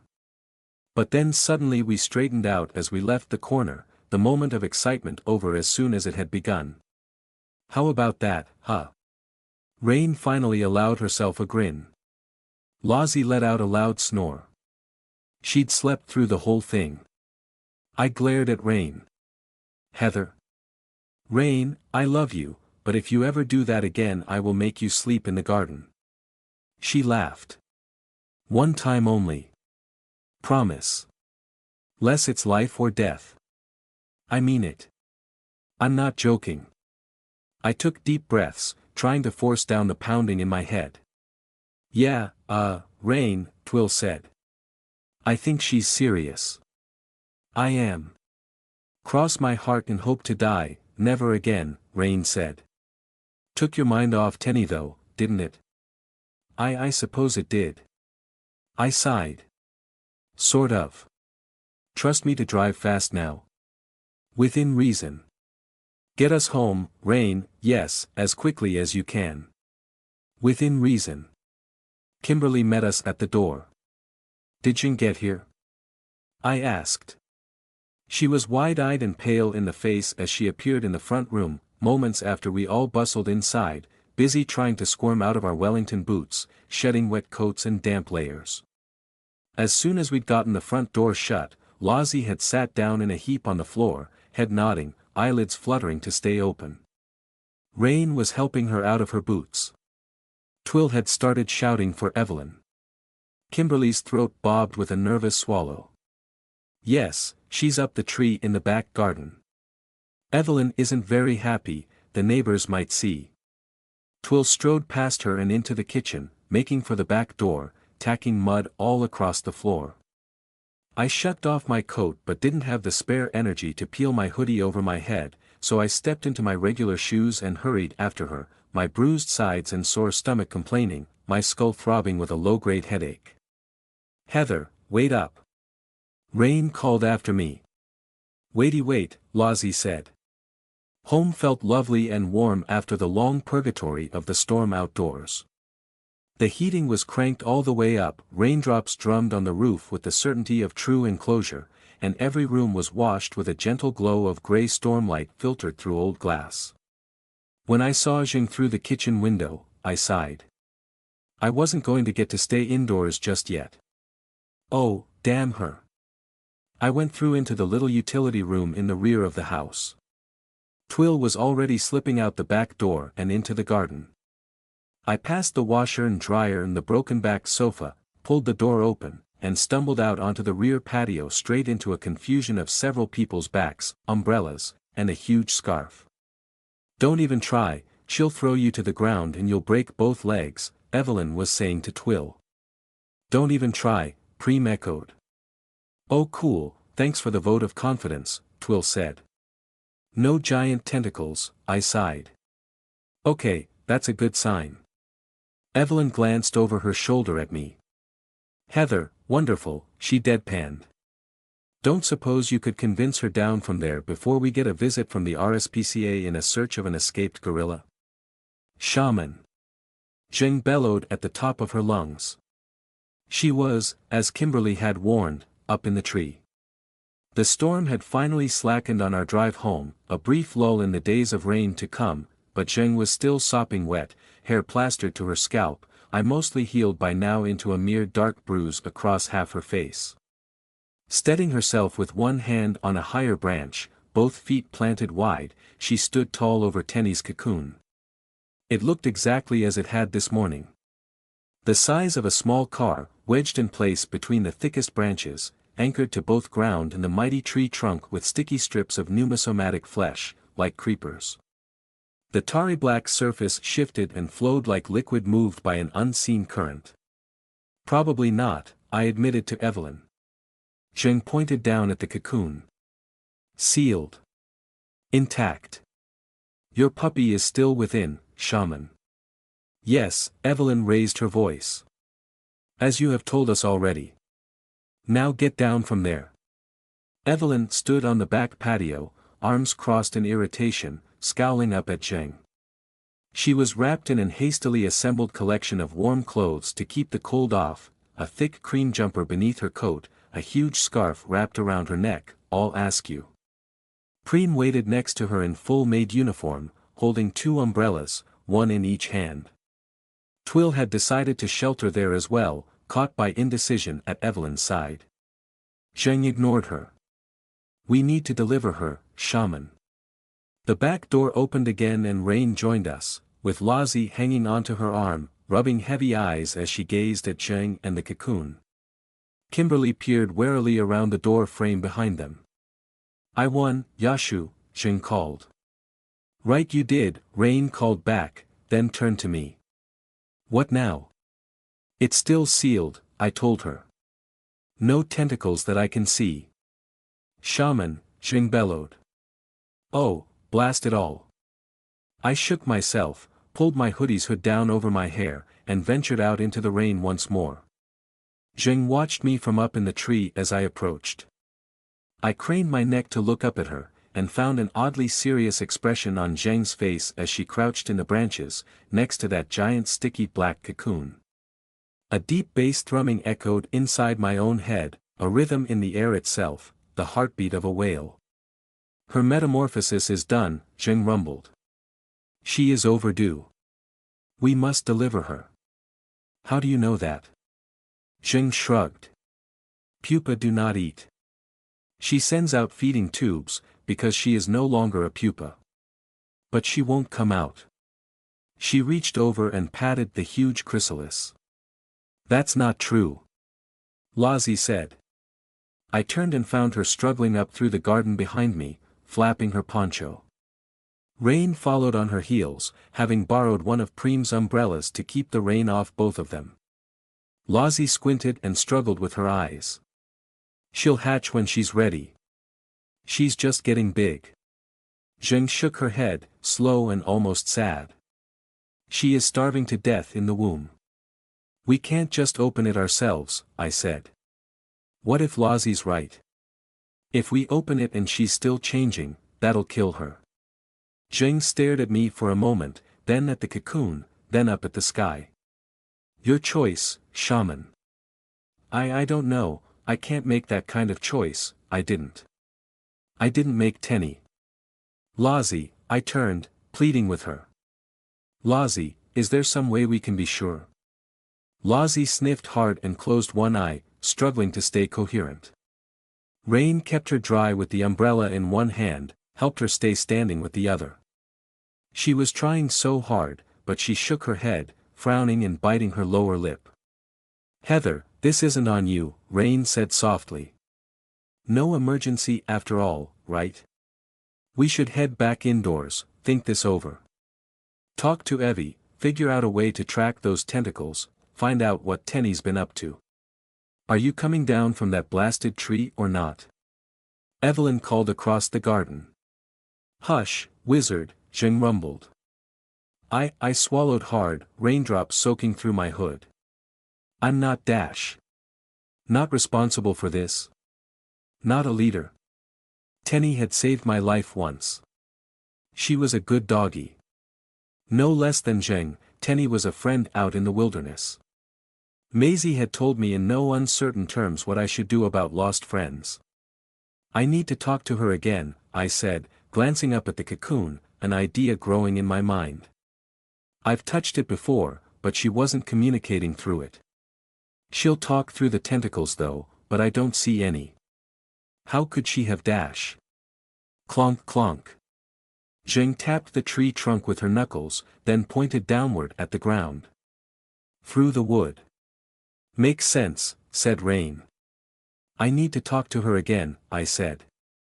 Zheng, can you dig up part of that tentacle, but don't yank it out this time.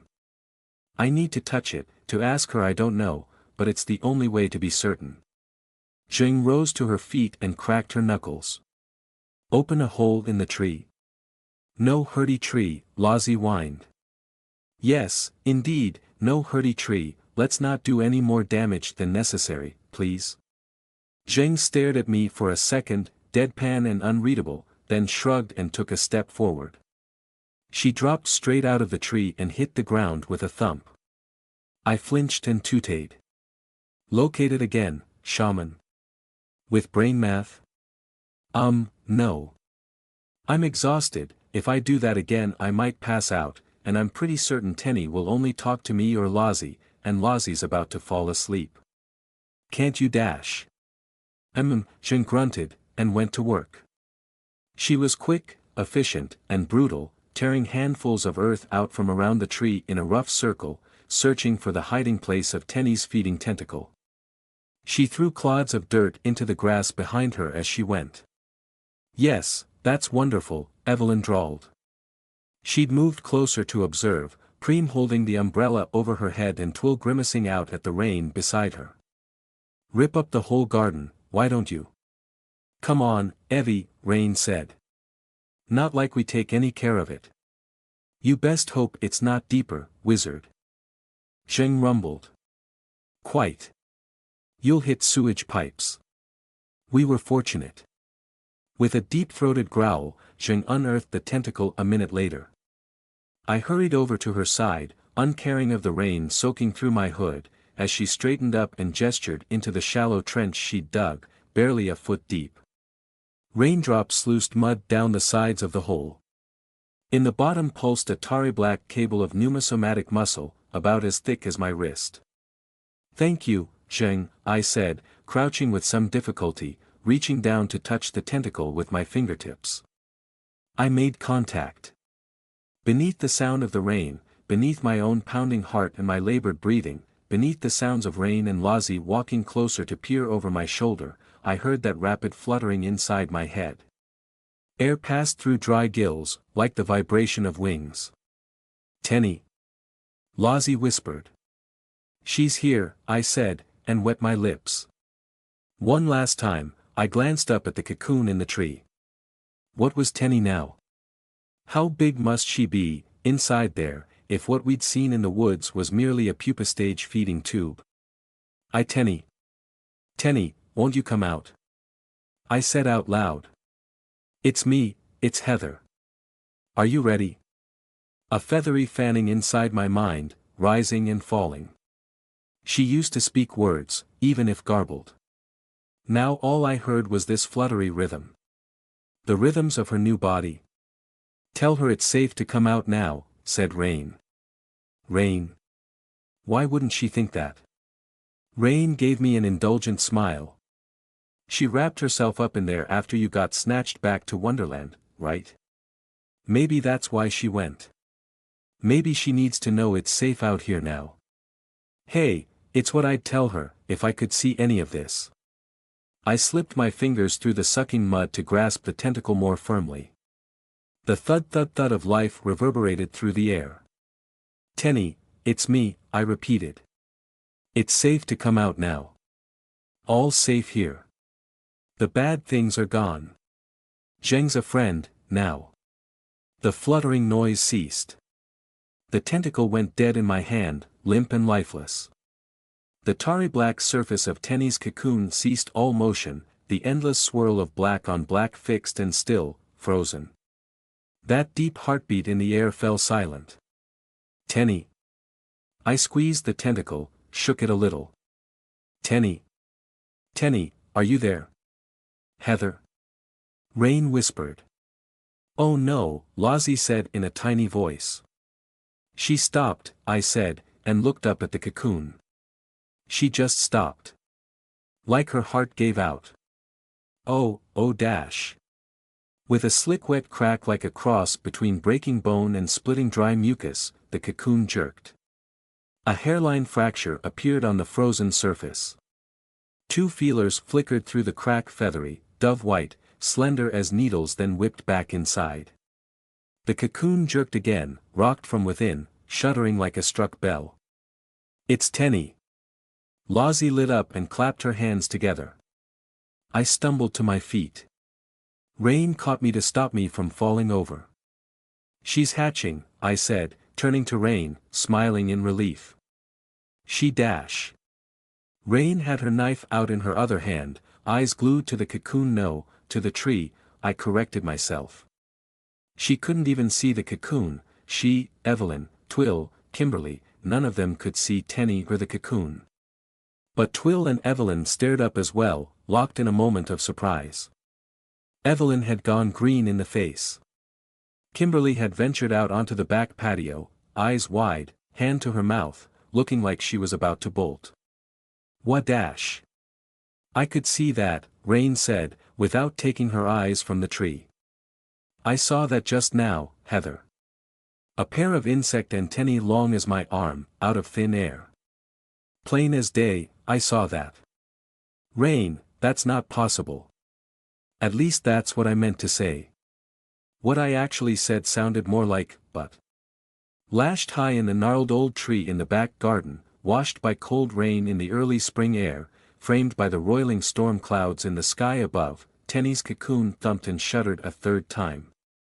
Branches creaked under pressure, a faint tremor vibrated through the ground, and a scratching, flaking, cracking sound followed, like claws raking across loose rock. A pair of feelers flickered forth again, through the hairline fracture in the top of the cocoon, white and feathery, tentative and nervous as they tasted the air and drank the rain. "There," Rain hissed. "Heather, right there, I can see those." "Boo-hoo." Again. Lozzie called to the cocoon. Again. "You can do it." "I don't, that's not, you can't dash," I stammered. "Oh no." The feelers withdrew. A pause, then the chrysalis shuddered again, rocking against the tree branches, slammed from within by incredible strength. Rain stepped in front of Lozzie and I, still sheltering us beneath the umbrella, rain dripping from the brim. She held her knife low but obvious in the other hand. I was still too shocked and confused to complain, to tell her to put that thing away. Up in the tree, Tenny, or whatever she was now, had began to rock the cocoon back and forth, as if she was trying to roll it like a hamster ball. The age and stoutness of the tree branches held it firm. Everyone else saw that too, yeah. Rain asked over her shoulder without taking her eyes from the tree. "I haven't just picked up Heather's talent by sexual osmosis, right?" "Yeah." "Yeah, shit, oh shit," Twill spat back, claws already out, nose wrinkled in disgust. "Quite, yes," Evelyn hissed. From back by the house, Kimberly made a squeak that probably meant yes, and also probably meant please allow me to leave before I wet myself. "Can bloody well smell it too," Twill said. "Spirits do not smell of anything," Evelyn said, strangled and urgent, shaking her head. "It's a, Tenny, she's bootstrapped herself a physical body." "Is that bad?" Twill asked. "How am I supposed to know?" Evelyn snapped at her. "Let's withdraw, yes. Maybe indoors. We don't know what's going to come out of there." "It's only Tenny," Lozzie said, turning to everyone else with a little pouty frown. "Only," Preem echoed. Despite the inflectionless bell tone of her voice, Preem made her skepticism obvious. She took a half step to the side, still holding the umbrella aloft over Evelyn, and made an "after you" gesture with one neatly gloved hand. "Sure, it's Tenny," Rain said. "But what's Tenny now?"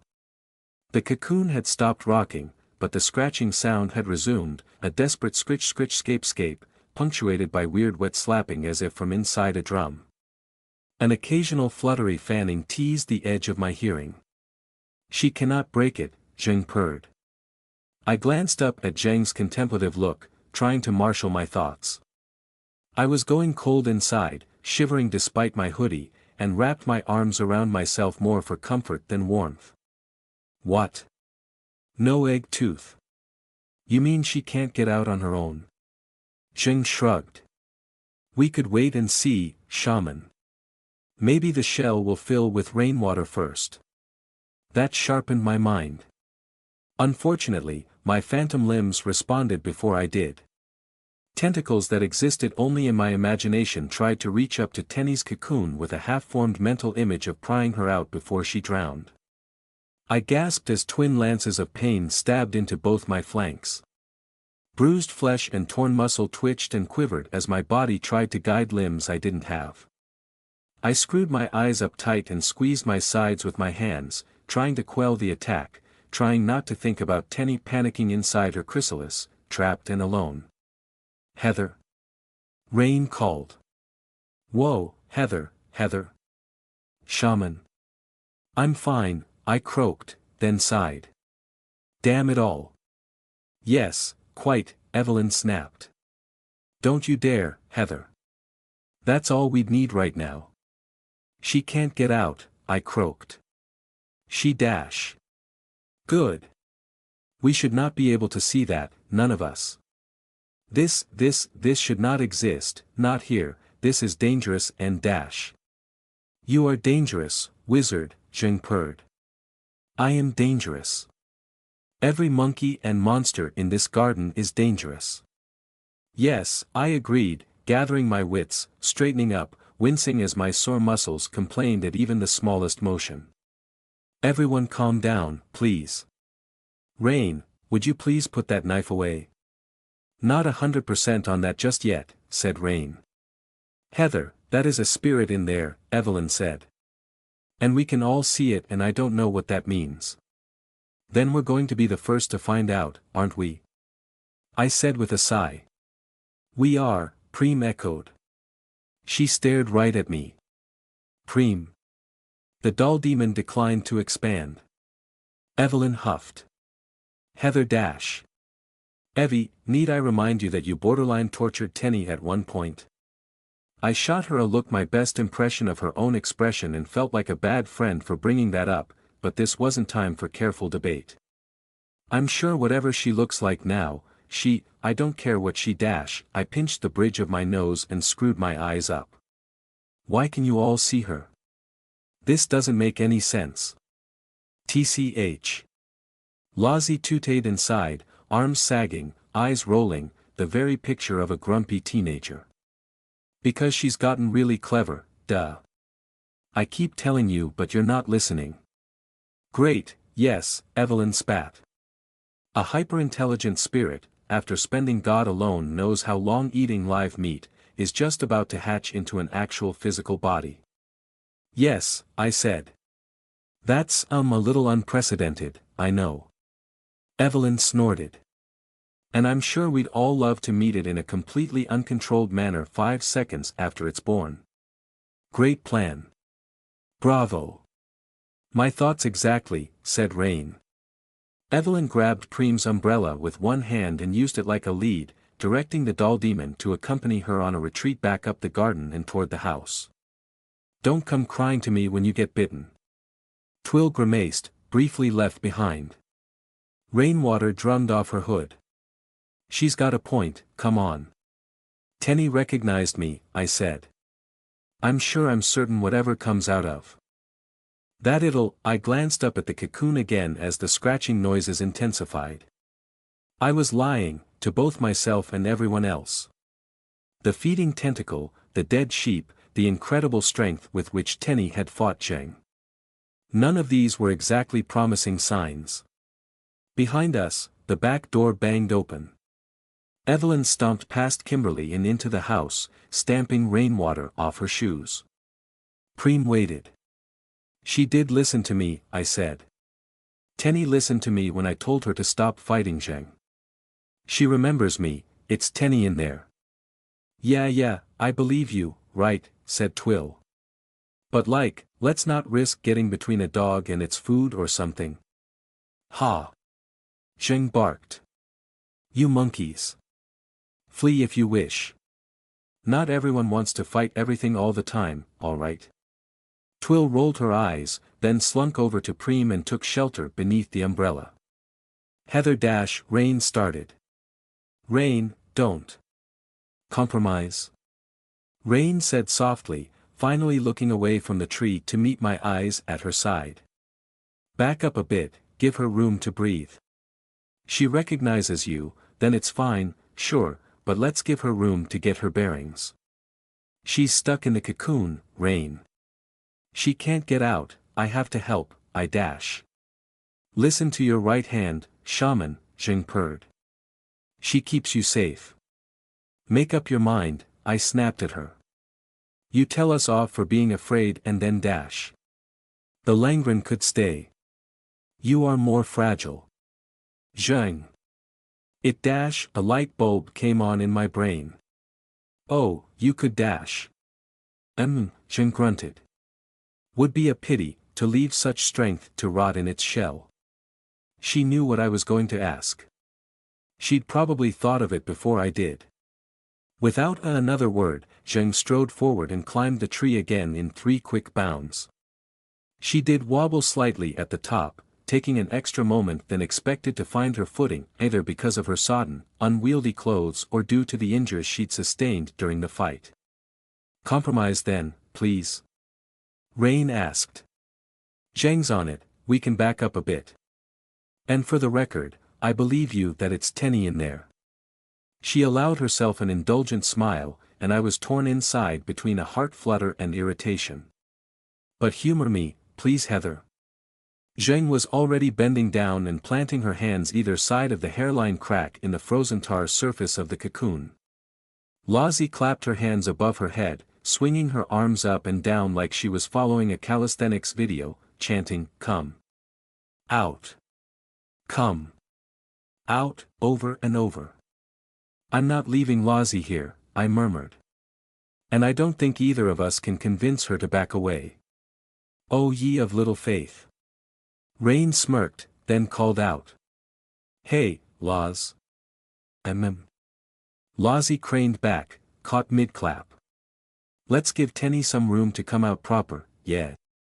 If she's really that big, we better give her some space to, unfold. Rain gestured with the umbrella. Come huddle up with us. Yes, please, I sighed, my concerns all piling up in one big mess. Please don't get too wet and cold again, Lozzie. Okay. Lozzie chirped, to my incredible surprise. She hopped back toward us and ducked under the umbrella, and instantly linked arms with me, holding on tight. Up in the tree, Zheng bore down and pushed, trying to simply force the two halves of the split cocoon further apart. Her lips pulled back in a grimace of exertion, but the shell proved too strong even for her. She wound back one fist and slammed the crack with all her strength, pulled back bloody knuckles and punched it again, and again. As Rain hurried to lead us back toward the house, Lozzie giggled under her breath and smiled an oddly knowing little smile, just for me. She bit her lip and rolled her eyes, and in that moment I realized she knew exactly what Rain had just pulled. Lozzie dash, I hissed. Shoo, she put a finger to her lips and whispered. Rain why brainy worrywart. I hope you're right, I hissed back. We withdrew, but not as far as Twill and Preem had retreated. Kimberly stood inside the threshold of the back door now, ready to bolt. Evelyn had returned, scowling. In one hand she carried the carved thigh bone, the closest thing she possessed to a magical weapon. Oh, this is a fine display, Evelyn was grumbling, grinding her teeth as she spoke. In the middle of the day, in broad daylight dash. Hardly broad, hey. Twill pointed at the stormy sky. You know what I mean, don't be dense. Oh, what do you care, running around in the woods covered in fur? I bet you've shocked more than a few hikers and you don't care, they just make up urban legends. You don't understand the first dash. Kiss and make up already, you too, I sighed, too exhausted to care. Heather, excuse me. Evelyn glared. Twill just dipped her head, cleared her throat, and gestured up at the tree. Weirdest, weirdest mime show ever, right? Heh.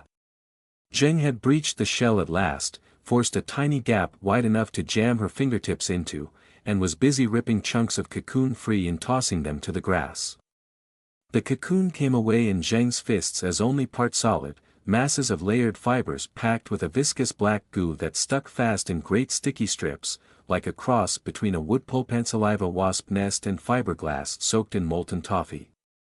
Each chunk steamed softly in the rain, slowly melting to nothingness in the grass. The smell intensified, wet and rich and biological. But the cocoon was so dense, Zheng's digging barely seemed to make a dent. "What is this stuff?" I murmured. "Metamorphosis," Preem intoned. "Yes, but I looked at her and halted.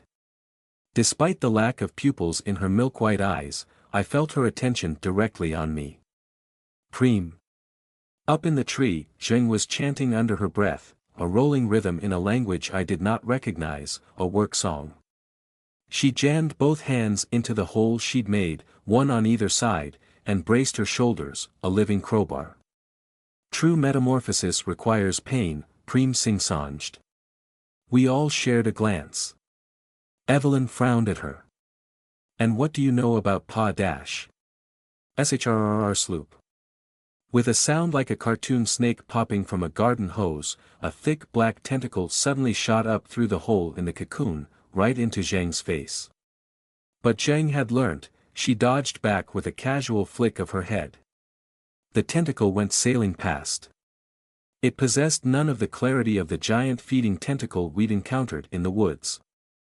After missing Zheng, it flopped to one side and slapped about blindly on the exterior of the cocoon, like a person fumbling for a light switch in the dark. Whatever senses Tenny's pupa stage had boasted, they'd withdrawn, concentrated, transferred to the thing trying desperately to claw itself free. Zheng caught the appendage in midair, in one fist. "Stay down, Golok." She let the tentacle go. It instantly whipped back into the cocoon with a loud pop. "Well," Rain said with grim sort of grin.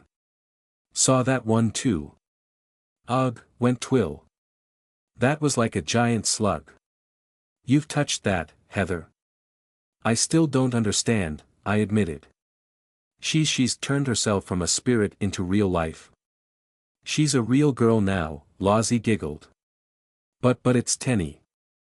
"I don't know what we're even looking at here," Evelyn hissed, turning to me, eyes blazing. "This is completely beyond my knowledge, this isn't supposed to happen, I've never seen it described, hinted at, anything. Even if what comes out of that cocoon is exactly as friendly as what went in, we can see it. Things like Zheng, or Preem, or hell, Twill here, at least they look passably human, but "Ah thanks, yeah," Twill muttered. "But this?" She gestured with the tip of her walking stick, up at the tree. "Huge headache, at the very least. It's one thing for some passerby on the street to write Preem off as a weirdo in cosplay. Preem turned her head to stare at her mistress, but Evelyn ranted on. "I'm Evie, I'm sorry, That part was a joke." She huffed and looked away. "It's hardly your fault." She nodded at Lozzie. "More hers." "Nya." Lozzie stuck her tongue out at Evelyn, which earned her a pinched frown. We could get her indoors as quickly as possible," I said. "That is, if it's safe. I mean, I don't want to, I can't just I understood what Evelyn was saying, or thought I did. For all that we were a bunch of monsters and magicians, we all looked human. Even Zheng, even if she looked like she'd stepped down from Mount Olympus. I can't just make her go away." Yes, Evelyn sighed. "You've made your point well enough before, Heather. You were right then, and you're right now, as much as it pains me to admit." "You, admitting you're wrong?" Twill elbowed Evelyn in the side, grinning. "Yeah, right." Evelyn glared at her until Twill pulled a grimace and looked away, then Evelyn turned back to me. "My point is, I get it, all right. Non-human she slammed to a halt and glanced at Preem. "Friends?" I supplied the word. Non-human friends are friends too. Evelyn sighed like we were all pets that had just messed all over the floor. Why do you always sound so convincing when you spout lines like that? Yes, exactly. Friends, allies, whatever. It's a responsibility, even. So no, I'm not suggesting we drive Tenny off, assuming she doesn't emerge as a giant moth and immediately dust all of Sherrowford with poisonous spores. Evie? Rain asked. You joking? Evelyn shrugged, raised her chin, and readied one hand on the carved thigh bone. We are playing with fire. We've been doing it for months. Let's find out. Rain glanced at the back door, then at me. Oh no, I said. I'm not leaving now. Worst case, we end up with a giant moth corpse to dispose of, Evelyn grumbled. Perhaps we could lure it into a fire. Up in the tree, Zheng strained harder, using her feet as leverage too now, braced against the branches like some kind of superhuman car jack. Beneath her wet clothes, her muscles rippled like steel cables. Veins stood out on her forehead as she heaved, and the hairline crack in the cocoon appeared to flex wider, but the material itself held strong. Zheng reached her limit and I heard a distinct pop crack of a breaking bone as her left arm buckled. She stood up and sighed heavily, chest heaving up and down as she sucked in great lungfuls of cold air. With her good hand she reached over and cracked her elbow back into place. No luck? Rain called. Zheng shrugged. Hold, please, Preem suddenly intoned. She was offering the umbrella handle to Twill. What dash? Hold, please. I dash. Preem. Evelyn said. What are you up to? Evelyn will get wet. Hold please. Alright. Twill took the umbrella, holding it over herself and Evelyn. But dash. Preem turned neatly on one heel, and marched off toward the tree. What do you think you're doing? Evelyn snapped. You, Preem. Get back here. Preem. Preem ignored her mistress. Hands clasped before her, she glided across the garden with neat, measured strides, her shoes dusted with rainwater, her hair getting damp, shoulders of her uniform dotted with raindrops, quickly turning soggy in the slow deluge. Zheng watched as Preem approached the tree. Demon, she rumbled. What do you propose? Preem didn't bother to answer, look up, or even stop, but simply hiked her skirt up and started climbing the tree. She lacked Zheng's explosive muscular force, but more than made up for that with grip strength, balance, and a comfortable pair of shoes. With careful, confident motions, she scaled the tree trunk and pulled herself up next to Zheng, a good 2 feet shorter than the giant zombie. Oh yes, you climb the tree as well, Evelyn huffed. That'll go down fantastically if we're seen. Is she stronger than Zheng? Twill asked, frowning. Or they gonna work together? I don't care what they do, I said. As long as they get Tenny out. Zheng, one eyebrow raised in amused curiosity, gestured to the cocoon, as if to say, fine, your turn. Preem ignored her and bent forward over the frozen tarry black egg, head twitching one way, then the other, examining the surface.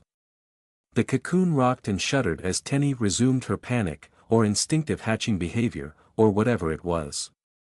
Preem reached forward and tapped the cocoon with one knuckle, as if on a door. The rocking stopped. She put her ear to the cocoon and tapped again, and again, and again, mechanically testing every few inches. 1 minute stretched into 3. 3 drew out into 5. Evelyn ground her teeth. I started shivering, the enforced weight gnawing at my belly. Up in the tree, Preem was quickly soaked through to her wooden bones, but she kept going. Zheng watched dispassionately, then eventually glanced at us mere humans huddled down in the garden. Wizard, she called. We need another method. Your method. Evelyn screwed her eyes shut and pinched the bridge of her nose. Evie, I know, I said, feeling her pain. It's been a long day, but please, I'm not going to leave Tenny to drown or suffocate in there, please, I dash. All right. Evelyn hissed. Yes, fine. God alone knows what I'm going to do, I don't even know where to start. Preem stood up. Here. She touched the tip of one finger against the surface of Tenny's cocoon, at a point on the side, quite far from the long hairline fracture. Zheng rumbled. Punch here. Punch. Why can't you do that, little thing? Feeling weak? Preem clasped her hands demurely in front of herself, and resumed her habitual pose of perfect poise. No easy feat when standing on a tree branch, drenched from head to toe. Her hair was dripping wet now, blonde slicked together into long rat tails stuck to the back of her dress. She stared at Zheng for a moment, then turned on her heel and promptly fell out of the tree. Again, she lacked Zheng's muscular power or impact, but possessed a preternatural grace. She landed at the base of the tree with a little squelch on the wet grass, marched away a few paces, turned, and looked up at Zheng. Get on with it, she sing-songed. Gorilla. For a split second I thought Zheng was going to jump down out of the tree and fistfight Preem on the spot. Evelyn would have a fit. But then Zheng broke into a grin, barked one ha of laughter, and wound up a fist. She rocked back and slammed a punch into the spot Preem had indicated, put all her strength into one strike. The cocoon split like a cracked walnut. The shell exploded into fragments, some falling out of the tree and crashing to the earth, others stuck between the branches, fragments pinging off and bouncing through the leaves. Zheng actually blinked in surprise. A wave of thick black fluid slopped free as the cocoon burst, splashing to the ground, diluted with rainwater but still reeking of that iron and mucus smell. Flesh fell with fluid, a bundle of black meat and white fur, flopping limbs and limp pseudopods, a confusion of fluttering, twitching body parts that slithered to the ground in the middle of the exploded cocoon. Yay!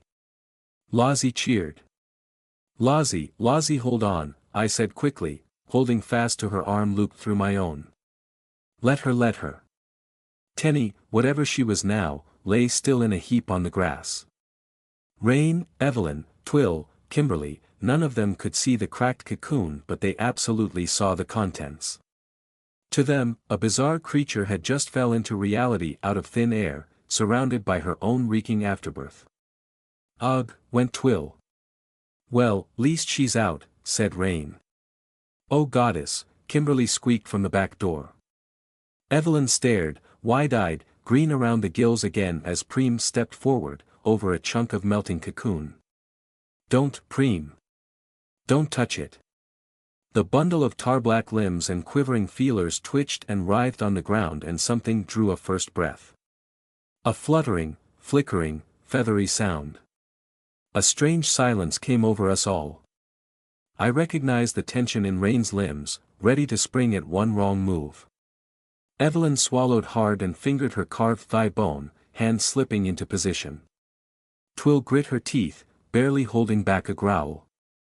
My stomach clenched hard. Tenny. I called softly. Soaked in her own viscous afterbirth, twitching and fluttering body parts that had never until this moment felt sunlight or rain, clumsy and confused but very much alive, Tenny sat up. Beautiful. The moment, I mean, not necessarily Tenny. Not a clean sort of beautiful, not the mathematical perfection of a cathedral or the elegance of a perfectly balanced poem, but a raw, instinctive sort of beauty. If you've ever watched an animal being born, or a moth pulling itself from its chrysalis and stretching its wings for the first time, that is the beauty I think we all saw in that moment, as this weird collection of alien flesh and quivering membranes sat up and blinked huge black-on-black pelagic eyes at the world. I recognized those eyes, golf ball-sized inky pools of limpid darkness, full of intense, innocent curiosity. But now those eyes blinked with triple lids, a quick flicker of 3 wet membranes over rolling orbs. I let out a sigh of relief. Is it her? Twill hissed. Yes, I whispered, swallowed, repeated myself louder and clearer. That's Tenny, yes. She's got the same eyes. Tenny. Tenny. Tenny was too numb and too new to respond, head waving slowly from one side to another as she unfolded unfamiliar parts. She had been through quite the metamorphosis. At least she still had tentacles. She also retained a head, 2 arms, and 2 legs, which was quite a relief. I'd half expected some segmented, chitinous, scuttling beast to emerge from that pupa, with Tenny's eyes set above some monstrous slavering maw. I had a feeling we'd gotten exceptionally lucky. Her skin was still the same pitch black, but no longer bubbled and roiled like the surface of boiling tar. It had set, satin smooth and slick wet with amniotic fluid, slowly washed by the falling rain, undeniably biological. Lozzie squealed like an old steam kettle, both hands to her own mouth. She's so fluffy. Tenny was, indeed, very fluffy. Sort of plump, too. She'd grown thick tufts of feathery white fur across her thighs, hips, up her back and belly, over her head, up her throat, across her forearms. The fur formed streaks and swirls, a pattern that seemed to follow some kind of curved geometric logic. As she brought her arms up and stuck a finger long and delicate but without fingernails or knuckles into her own mouth, I saw actual muscle fibers bunch and relax beneath her skin. Tendons flexed, skin stretched, individual white hairs separated. A quartet of insect antennae twitched from atop her head, 2-foot-long feathery white feelers tasting the rain. She'd turned pneumosomatic flesh into physical cells.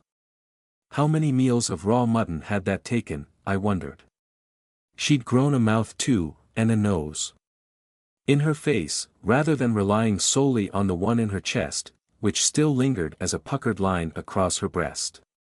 Tenny looked up as Preem stopped a few paces away, pulled the exploratory finger out of her own mouth, and opened her pitch-black lips. "Nua," went Tenny, with the mouth in her face. A fluttering voice, like dry hands rifling through a stack of papers, warm air drawn over frilled lungs. Tenny closed her mouth, made a childlike popping sound with her lips, and decided now was a good time to attempt the feat of standing up. She wasn't very good at it. Wobbly and clumsy, no balance, couldn't work her ankles, spent a lot of time staring at them and rotating them before she made them support her weight. Lozzie made another muffled squeal, as if we were all watching a stumbling puppy rather than some nightmare moth creature dredged up from the other side of reality. "She wearing something?" Twill hissed. "No, that's attached to her," I said. "Look." As Tenny stood, the rest of her unfolded. A sort of cloak structure covered her shoulders, attached at her neck, made of pitch-black flesh and falling about her in a protective layer of pseudo-clothing, all the way to her bare, stubby, toeless feet. The exterior surface of the cloak shifted like oil on water, a dizzying, disorienting effect, and for a moment Tenny's outline looked only half there, the cloak almost managing to imitate the tree and the grass behind her, but then she overbalanced on her unsteady new legs, let out a brrrrfff, and the effect rippled away. A clutch of very familiar tentacles shot out from beneath the shoulders of the flesh cloak, to steady her against the ground and break her fall. She let out a petulant, fluttering neigh. The inside of the cloak was lined with more fluffy white fur, dripping with the womb fluid from Tenny's cocoon. As she finally gained her feet, I realized she'd lost maybe a foot of height, a little shorter than Lozzie and I now, but she'd made up for it with mass. She had hips imitating us, with secondary sexual characteristics. And the rest of her looked somehow softer and rounder, but not in the exact way or places a human being would. She'd filled out, but to the tune of her own biology, not in pure imitation of ours. The flesh cloak twitched, flickered, seemed almost to vibrate. "Wings," Rain said softly. "Them's wings. Look at that." As if on cue, Tenny flexed and stretched her new wings, the cloak opening out and splitting into 4 parts, great leathery structures that looked completely incapable of actual flight. They unfurled and kept going, each one about 12 feet long when stretched to maximum span. Evelyn made a choking sound, a word caught in her throat. Tenny stared at her own wings, looked at her own hands, looked at the sky, us.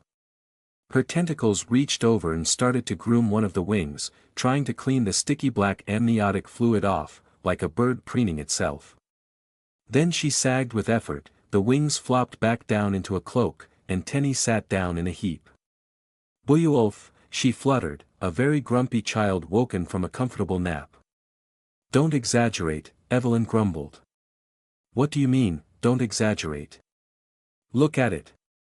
What, you scared of a little bug? Rain asked with a smirk, and slipped her knife away.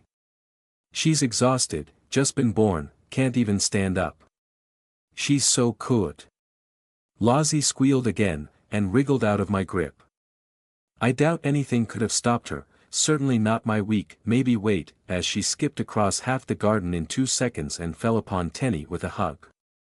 Luckily, Tenny seemed to recognize her, because she sat looking very confused for a moment before returning the hug with awkward, jerky motions, smearing black goo all over Lozzie's clothes.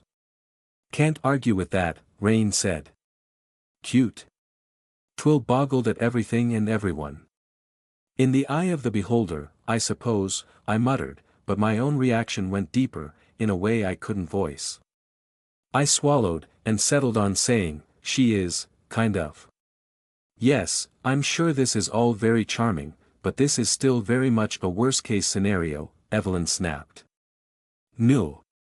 She's amazing. Lozzie turned back to us for a second before looking at Tenny again. Aren't you amazing? You're amazing, look at you. You're so big, you did so well, well done, I love you. She was touching Tenny all over, hands in her fur and linking with her fingers, patting her shoulders and ruffling what passed for hair, slipping beneath Tenny's wings to hug her tighter. Tenny blinked like a cat getting petted and let out another wordless neigh sound.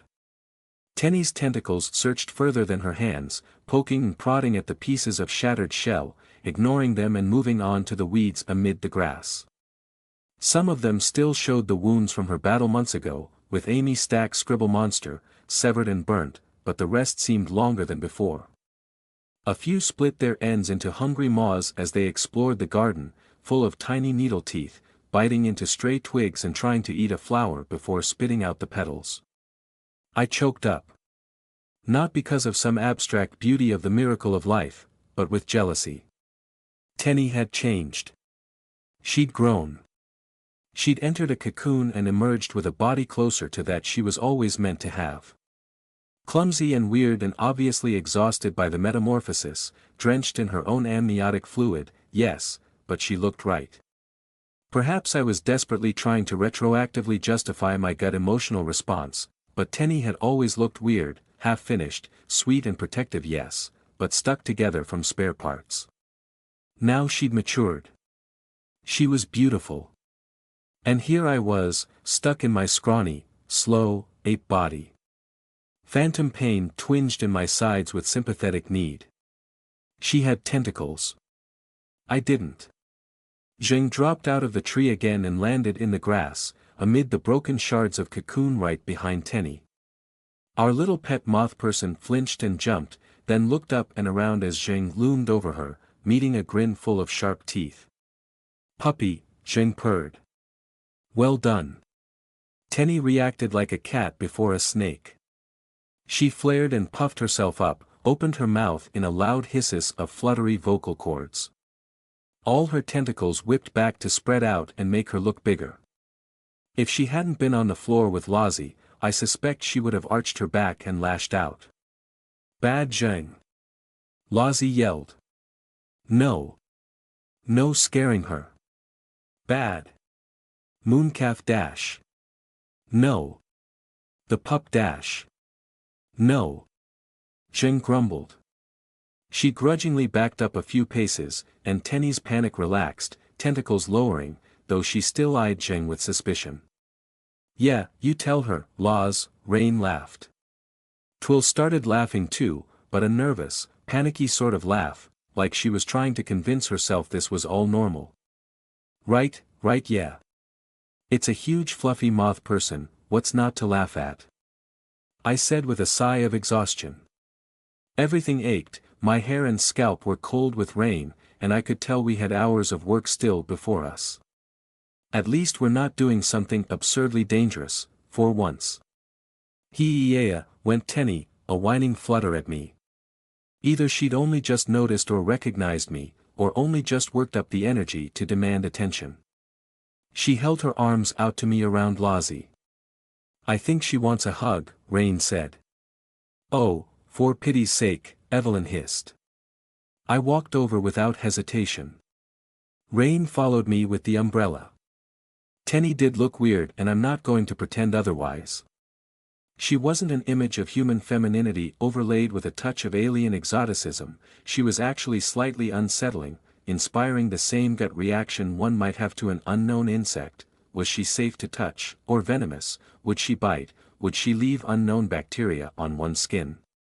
She was inhumanly proportioned, her face like some kind of bug-eyed cave creature, her eyes twin pools of void, and now she was fuzzy too, weird insect fur all over her body, an odd smell in the air around her like powder and mucus mixed together, still covered in her own amniotic fluid. But I'd known weirder, in the abyss. I'd been weirder. Our little Tenny needed to know we recognized her too. Lozzie shifted to the side slightly, gave me enough room to reach down and hug Tenny around the shoulders. It was like hugging a canvas bag filled with pythons, no matter how smooth and soft and fluffy. The musculature under her skin was not remotely human. Did she even have bones in there? Alright, this is going far enough. We are moments away from disaster, Evelyn announced, raising her voice and gesturing at Tenny, Lozzie, and I. Preem, get them up, now. She pointed the thigh bone at Zheng. You, get the hell indoors. Then she whirled on Kimberly, still cowering in the back doorway. You, get hell, I don't know, towels. Run a bath. Quick. Kimberly scurried off at double speed. Evie. I blinked at her in surprise. What dash? This is a worst-case scenario and I'd like to avoid it getting worse, Heather. Get Tenny up, now. Or Zheng can pick her up, I don't care which. It's Evie, it's fine. She's safe, I'm pretty sure. I think she's kind of cute, even, I dash. Yes, sure, whatever, Evelyn snapped. She's also visible and here and completely alien. She waved her walking stick at the garden fence, at the not-so-distant neighboring houses. At Sherrowford. You want to end up on the goddamn evening news? No. Then get her inside. All of you. Now.